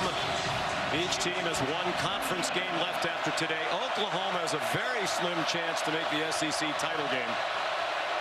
They need to win out and get a lot of help. They're focused on trying to make the college football playoff. Mateer zings one. There's a flag down as the pass is incomplete in the direction of Jermichael Carter. Dejon Lee in coverage.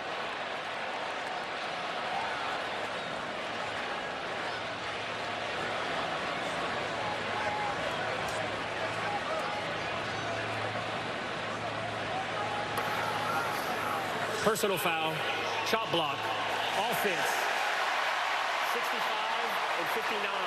The penalty is declined. It'll be 4th down.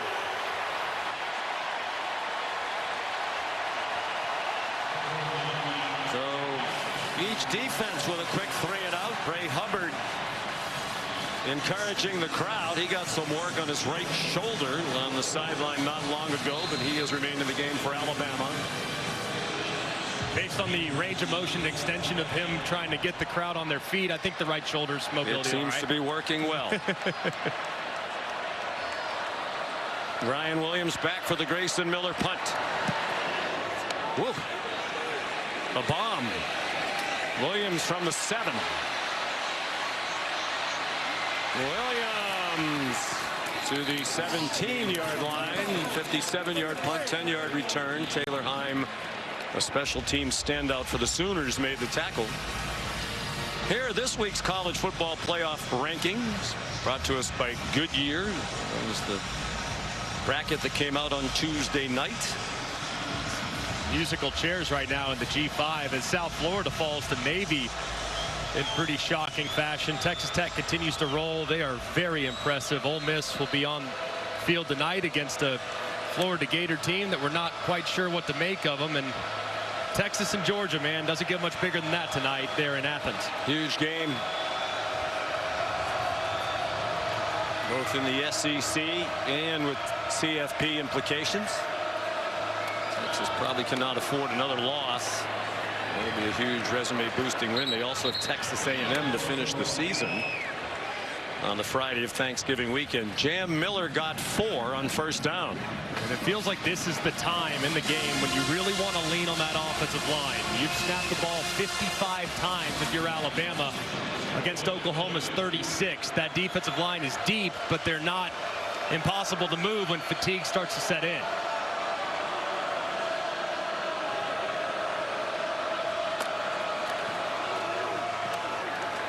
Simpson keeps. Nifty move to get away from Heineke. And Simpson has a first down. 8-yard rush. Nicely done here by Ty Simpson, working against Jones again. Slides inside, but you see the second level move, and Ty's not necessarily known for his wiggle, but that was pretty impressive by the quarterback. 4th year in the program, 1st year starter. Said he never thought seriously about leaving because his dream was to be an SEC quarterback and play in games like this.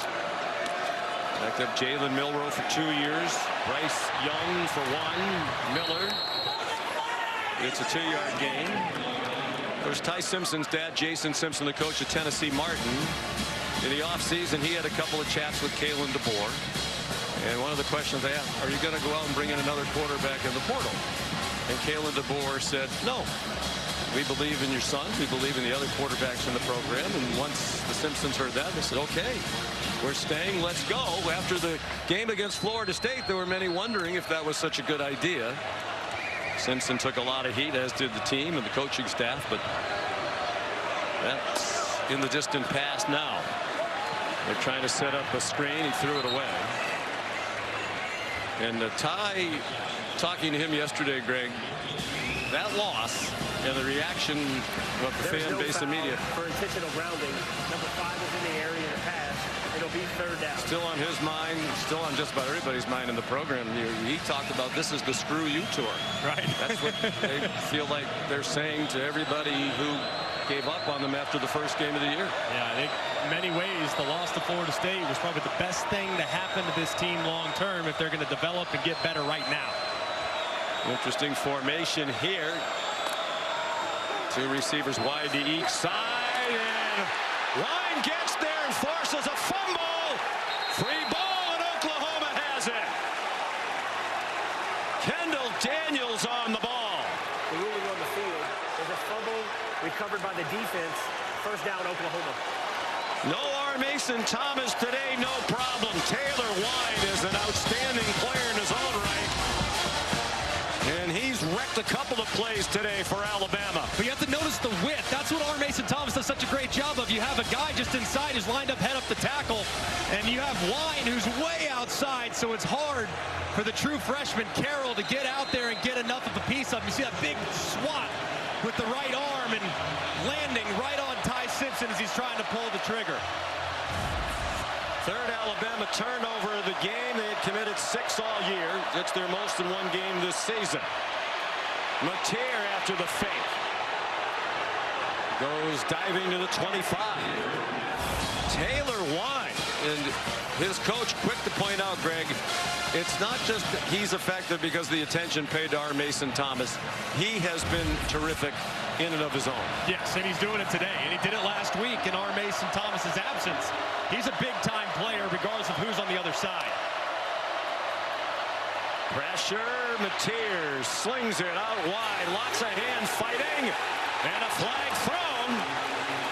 Red Morgan a little too frisky in his coverage of Isaiah Satania.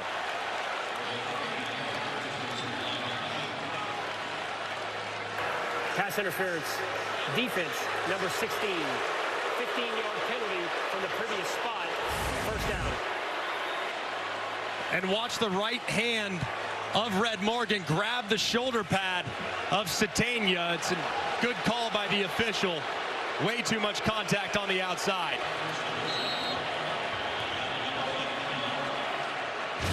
Morgan's played well. He's had more and more playing time in recent weeks. Sophomore from Phoenix City, Alabama. This is the spot on the field where you start to think about John Mateer in the quarterback run game. As it condenses, he had a touchdown run earlier. Even in an empty formation, he can beat you up with his legs. Not only has Alabama turned it over, but they've given Oklahoma short fields when they've done it. Last minute handoff by Mateer to Blaylock for a 1-yard pickup. Yonze Pierre the stop on what will be the final play of the third quarter. It's a dandy. 8th meeting all time between these two great programs, and a ton of meeting in this one. ESPN's presentation of college football on ABC will return after this message and a word from our ABC stations.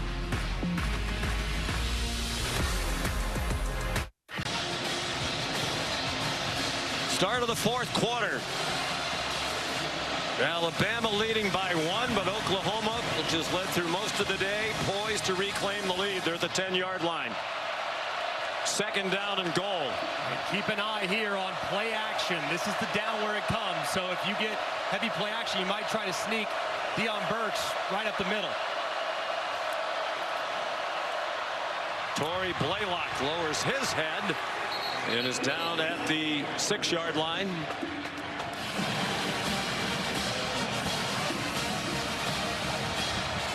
Big play call for Ben Arbuckle. I love with it being on the left hash that you have the option to move your quarterback if you want. Your quarterback's a great runner. If you want to roll him to the right, you can do that. You can get some time out there and allow these receivers to operate scramble drill.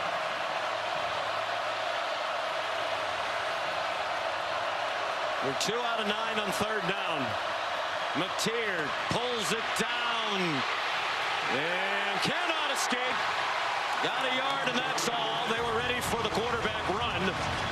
Xavier Brown, Keon Sabb up from the secondary. And Sandell will come on to try to give Oklahoma the lead again. And watch, too, Mateer's eyes downfield are the whole time. If he actually is able to execute this RPO, he might have had a chance. If you look at it right here, he's got a guy wide open there in the back of the end zone, just couldn't quite get it out in time. Sandell 2 for 2 today. He's made 20 in a row. That's the second longest field goal streak in SEC history. Now 21 in a row. Behind only Will Reichert, the outstanding kicker for Alabama, who made 28 straight in 2022 and 23. 24-yard field goal. Taylor Wine knocked the ball away from Ty Simpson. Another Alabama miscue. And it's been a bunch of mistakes, very uncharacteristic. It started with pressure up the middle. Ty had to get rid of it quickly. It's intercepted and take it to the house. And then on a punt return from Ryan Williams, gets knocked out, where Oklahoma is able to catch that, and a high snap led to a missed field goal by Talty that gave Oklahoma a 3-point lead going into the half. And then Wine around the right side delivers a perfect hit on Ty Simpson to knock the ball out for yet another takeaway for the Sooners. Wine, a terrific player. He told us earlier in the year he's a late bloomer. See the numbers today. They were best in the conference, Alabama, in turnover margin entering today, and 4th best in the country, -3 this afternoon or the evening. Wine, they didn't have a Power 4 scholarship offer till November of his senior year.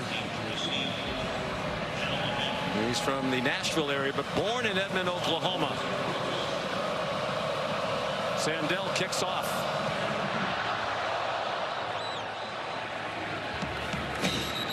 And Alabama will start at the 25-yard line.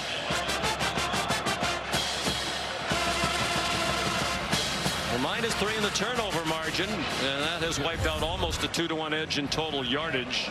They have 366 yards of offense, 296 throwing for Simpson. Ryan Grubb needs to get his quarterback back on track. Just had the fumble, but he's played really smart game for the most part tonight. So this is where you get to your GBOT menu. Get back on track plays. Your quarterback's favorite plays, those are the ones you call after sudden change and a mistake of drive a go.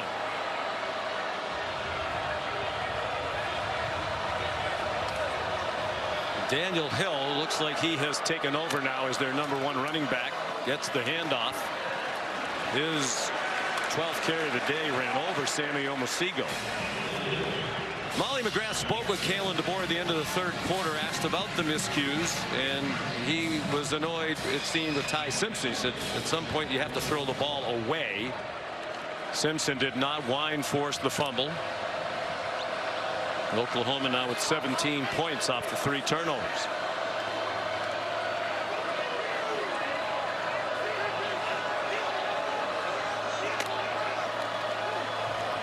Blitz from that direction in which Hill was heading. Kobe McKenzie was there, and Eli Bowen, the blitzer, got back into the play. This is a big down for Alabama, and the guy that's been so reliable today throughout has been Josh Cuevas, their tight end. I try to find a matchup for him. He's lined up at number 3 right here. Kobe McKenzie signaling the defense to the secondary.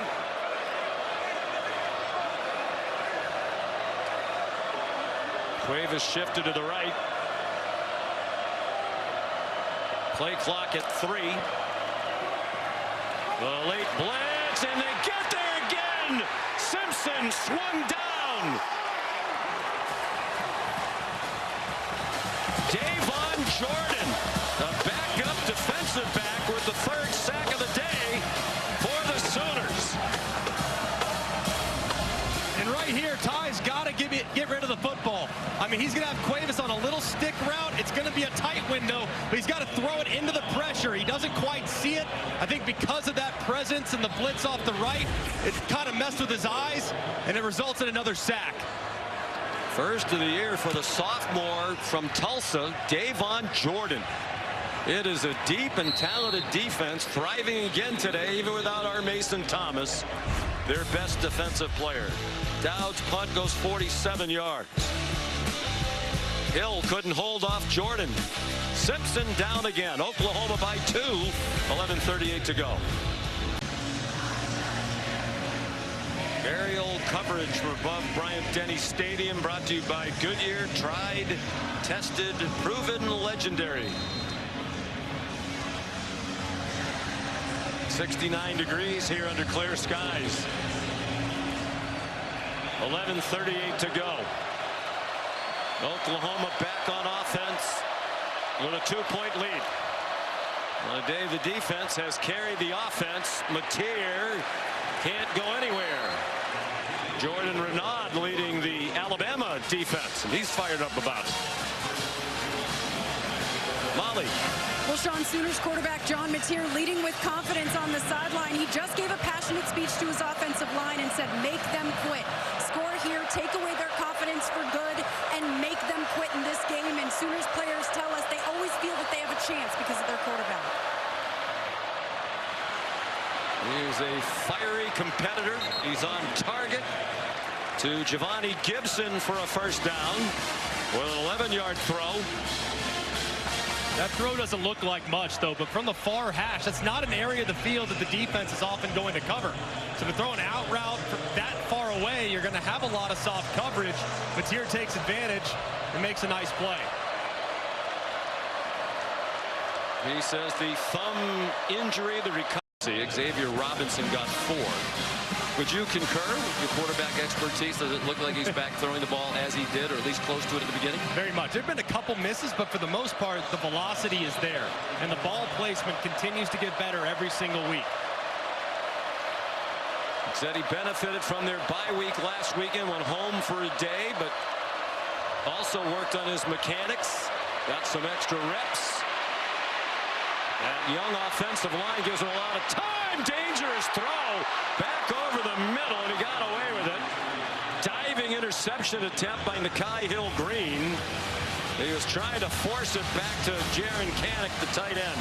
Yeah, very dangerous here as Kanak is well covered too. It looked like the outside end Carter might have a chance at it. So he tried to throw him away where Nikhai Hill-Green was waiting to potentially reel it in to set up now a 3rd and 6. You got to be looking for Satania. He's your go-to guy on 3rd down. He's your most reliable weapon. He's the guy I'm targeting, and he's lined up down here in the slot. Not good for the year on 3rd down, and worse today, 2 out of 10. They have just 207 yards of offense, but they have a 2-point lead.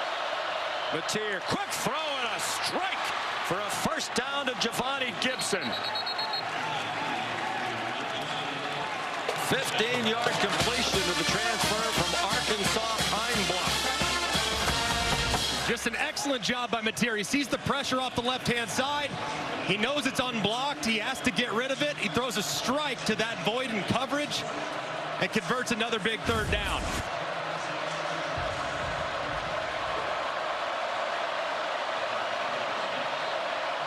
Mateer's 15 for 23 for 138. No TDs, no interceptions. He's rushed for 31 and a touchdown.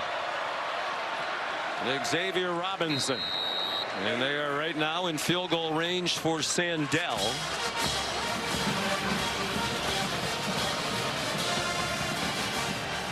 There's John Mateer's mom, Judy. It's tough, isn't it? To be a parent. Can't even imagine. But also the sense of pride and everything. And what a terrific young man. They're from Little Elm, Texas. Dallas-Fort Worth Metroplex. John got a little time at home with his family. Looked like a design run. Boy, does he have great feet. Still on display as he's down inside the 34.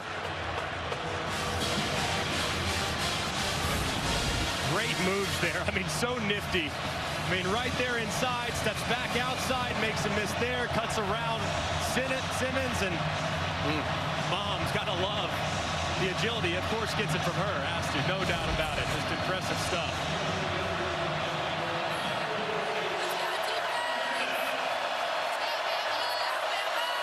Under 8 minutes to go. And movement along the left end of the line. False start. Offense, number 55. 5-yard penalty. Remains Eddie Pierre-Louis, the redshirt freshman, one of the 3 freshmen on the offensive line for Oklahoma. The other 2 of the tackles, true freshmen. And you'll see him just flinch ever so slightly right there, kind of falling out of his stance. That's a big, big mistake there, too, because now his 3rd down gets much more difficult against this pass rush from Alabama. Deontay Pierre's been quiet today.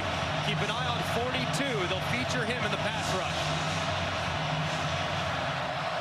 And this is right on the fringe of field goal range, in part because they're going into a light breeze at the moment. Mateer forced back.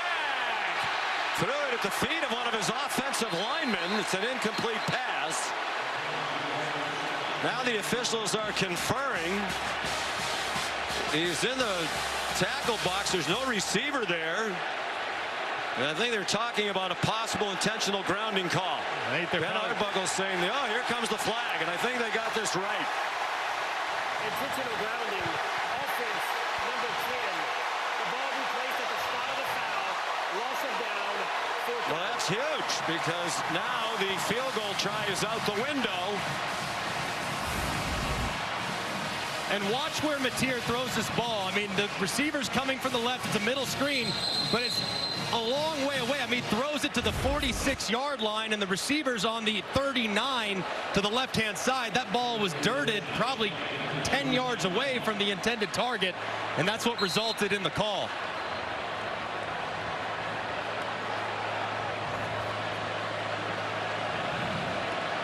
So Grayson Miller will punt from midfield on 4th and 20.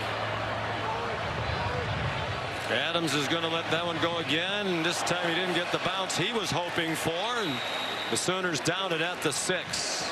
Owen Heineke there. 44-yard punt. It's a 2-point Oklahoma lead. They had a chance to build on that, but couldn't get it done. A big intentional grounding call took Oklahoma out of the potential for a field goal try. Let's bring in Matt Austin. Matt, do you agree with this call? Yeah, Sean, I do. Normally, when the quarterback realizes the play's not going to work and he wants to throw it into the ground, you got to get it about halfway to the receiver. When you're under duress, you got to get it within a yard or two, and this isn't even close, so this is a good call. And a costly one. They likely would have tried the field goal given the strong leg of Tate Sandell. So the punt backs Alabama up to the 6-yard line. 7:14 to go. A 2-point lead for Oklahoma. Hill rumbles near the 10. Chopped down by Davon Jordan, who's become a presence here in the fourth quarter. A little slow getting up, too, as he's now going to come off in favor of Jam Miller.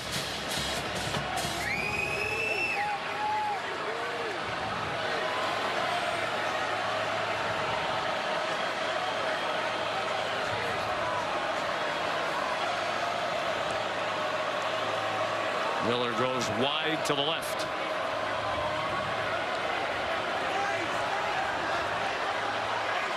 Simpson has a blitz from his right. He's in trouble, trying to escape, and gets across the line of scrimmage, and that's all, with Kip Lewis in pursuit.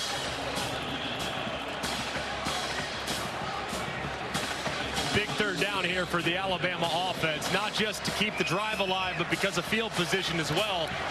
You don't pick this up, you're getting it back likely to the Oklahoma Sooners at near midfield. So I'd be looking towards Quaves again. He's been the go-to guy today in the passing game. He's lined up in the slot at the top.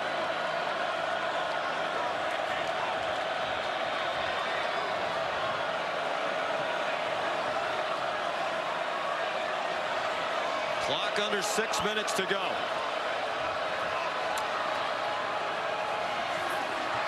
Simpson to Bernard, first down.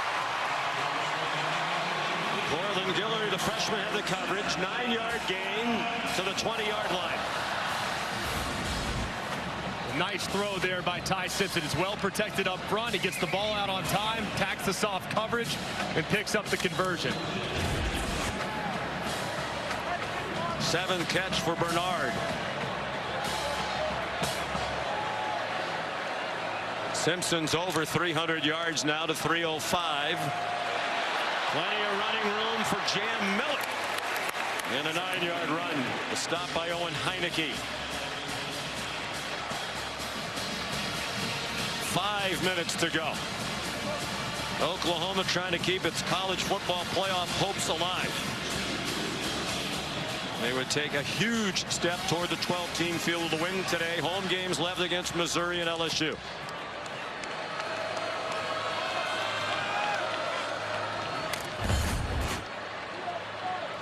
With a win, a better than 50-50 chance, according to the All-State Playoff predictor, of making the college football playoff. Jam Miller gets the first down. Still a long way to go. But remember the field goal troubles for Alabama.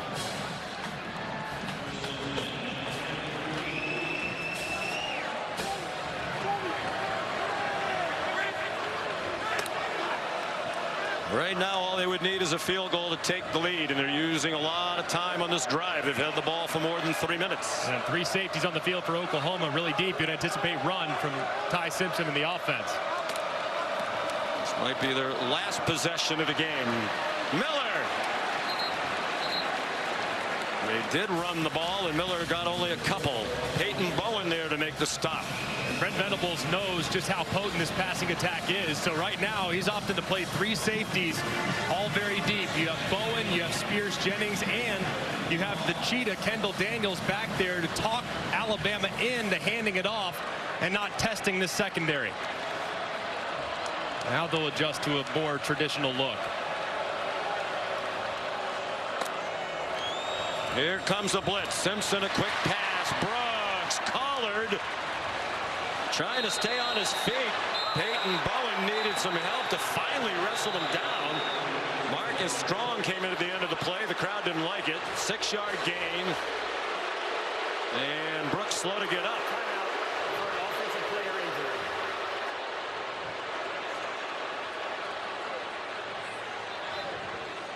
And they're tending to Brooks, who's now helped back to his feet. There's a timeout on the field with 3:04 to go.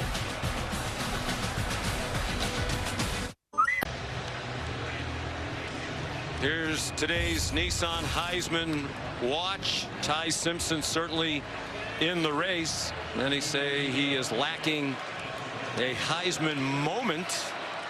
Perhaps the chance for that today. Mendoza had his last week at Penn State with the last-second comeback win on the great catch by Omar Cooper Jr. 3:01 to go. Alabama down by 2. And on 3rd down and 2, they don't get there with Daniel Hill driven back by Grayson Halt and Sammy Omosigho there as well. And an enormous 4th down play and a huge call for Ryan Grubb. Yeah, I think you got to go for it here, especially inside of a yard. The run game has struggled. It's been okay today. Looks like they're bringing in an extra offensive lineman into the ball game right now, which would indicate some type of run.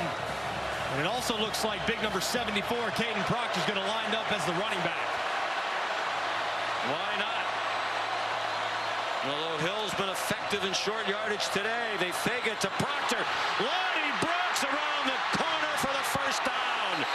Didn't get it by much. Robert Spears Jennings ran him down.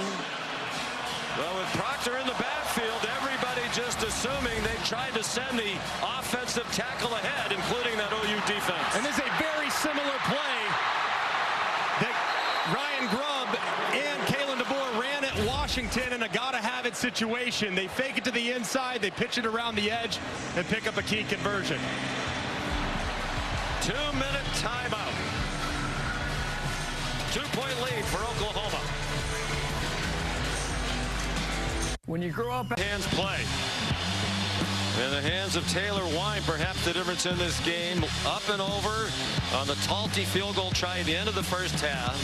It was not a good-looking kick when it left his foot, but he is taking credit for the missed field goal. And right now, that's the difference in the game. One of many big plays. Alabama down by 2. And with 2 minutes to go, they're likely just trying to play for the go-ahead score. Simpson threw it away. They had him down back at the 33-yard line. Kip Lewis has had another huge game for Oklahoma with an 11-yard sack, the 4th of the day for the Sooners. And this is really well timed on the blitz. Watch Ty Simpson's right leg. Is he down? Yes, he is. The left leg down right there. A great call. 2nd and 21. Lots of time this time. Simpson man open and a low throw. He short hopped Isaiah Horton. And that inconsistent accuracy on the downfield throws, a problem again for Simpson here at crunch time. And on this play, 3rd and 21, you're not thinking about getting all 21 right now. What you're thinking is, I got to make this 4th down more manageable.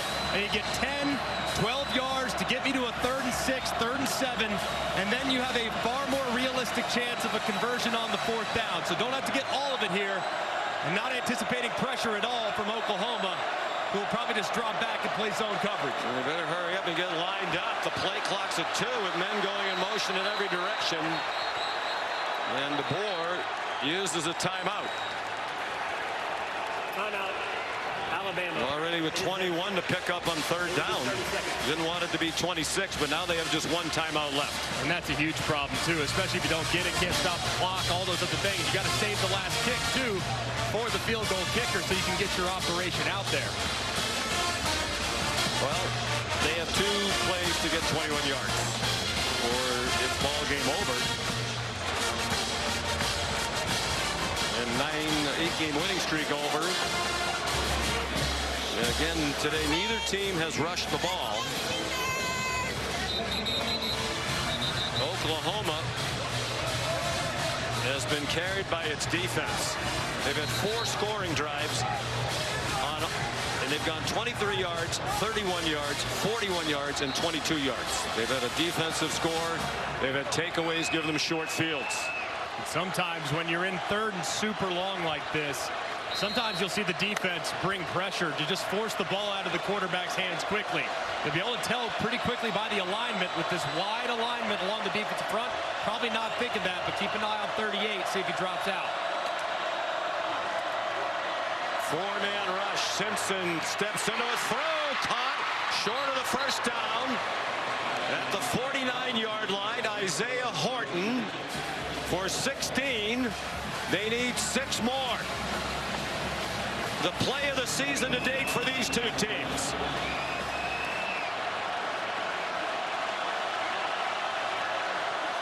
Like pressure from Oklahoma, who's walked up. Showing pressure right over the center.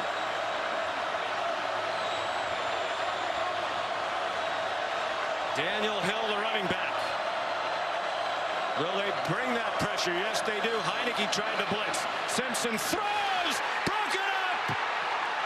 Peyton Bowen. What a day for the Bowen brothers and the Oklahoma defense.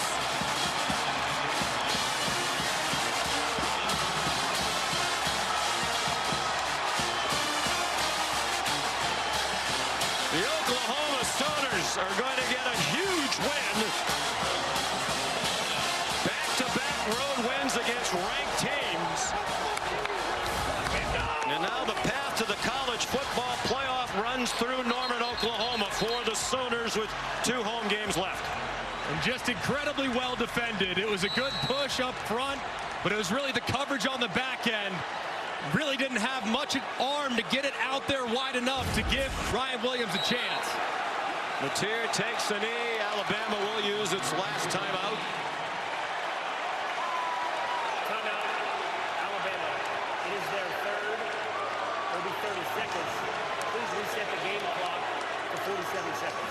Thank you. So how the tide has turned, pun intended, for Alabama and in the SEC and in the college football playoff. Both of these teams will leave here tonight at 8-2 overall.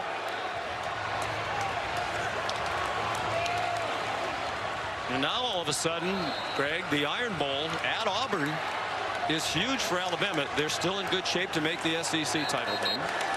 They lose that, they might not be in the title game. They might not be in the college football playoff. Yep, makes the road trip to Auburn, going on the Plains, a must-win, and just an enormous win for Brent Venables, and having to get it back against the wall. Brutal schedule all the way throughout, and his team finds a way to force those mistakes and steal one in Tuscaloosa. So A&M alone atop the standings. Who would have thought that when they were down 30-30 at the half today at home against South Carolina? And Oklahoma better than 50% chance of being in the college football playoff if they can take care of business at home against 2 talented teams in Missouri and LSU, both of whom were ranked earlier in the season. Wine is a beast. Kalen DeBoer suffers his first home loss as Alabama head coach. And the Sooner defense, one of the best in the country for sure, lived up to that and then some today. Here's Molly.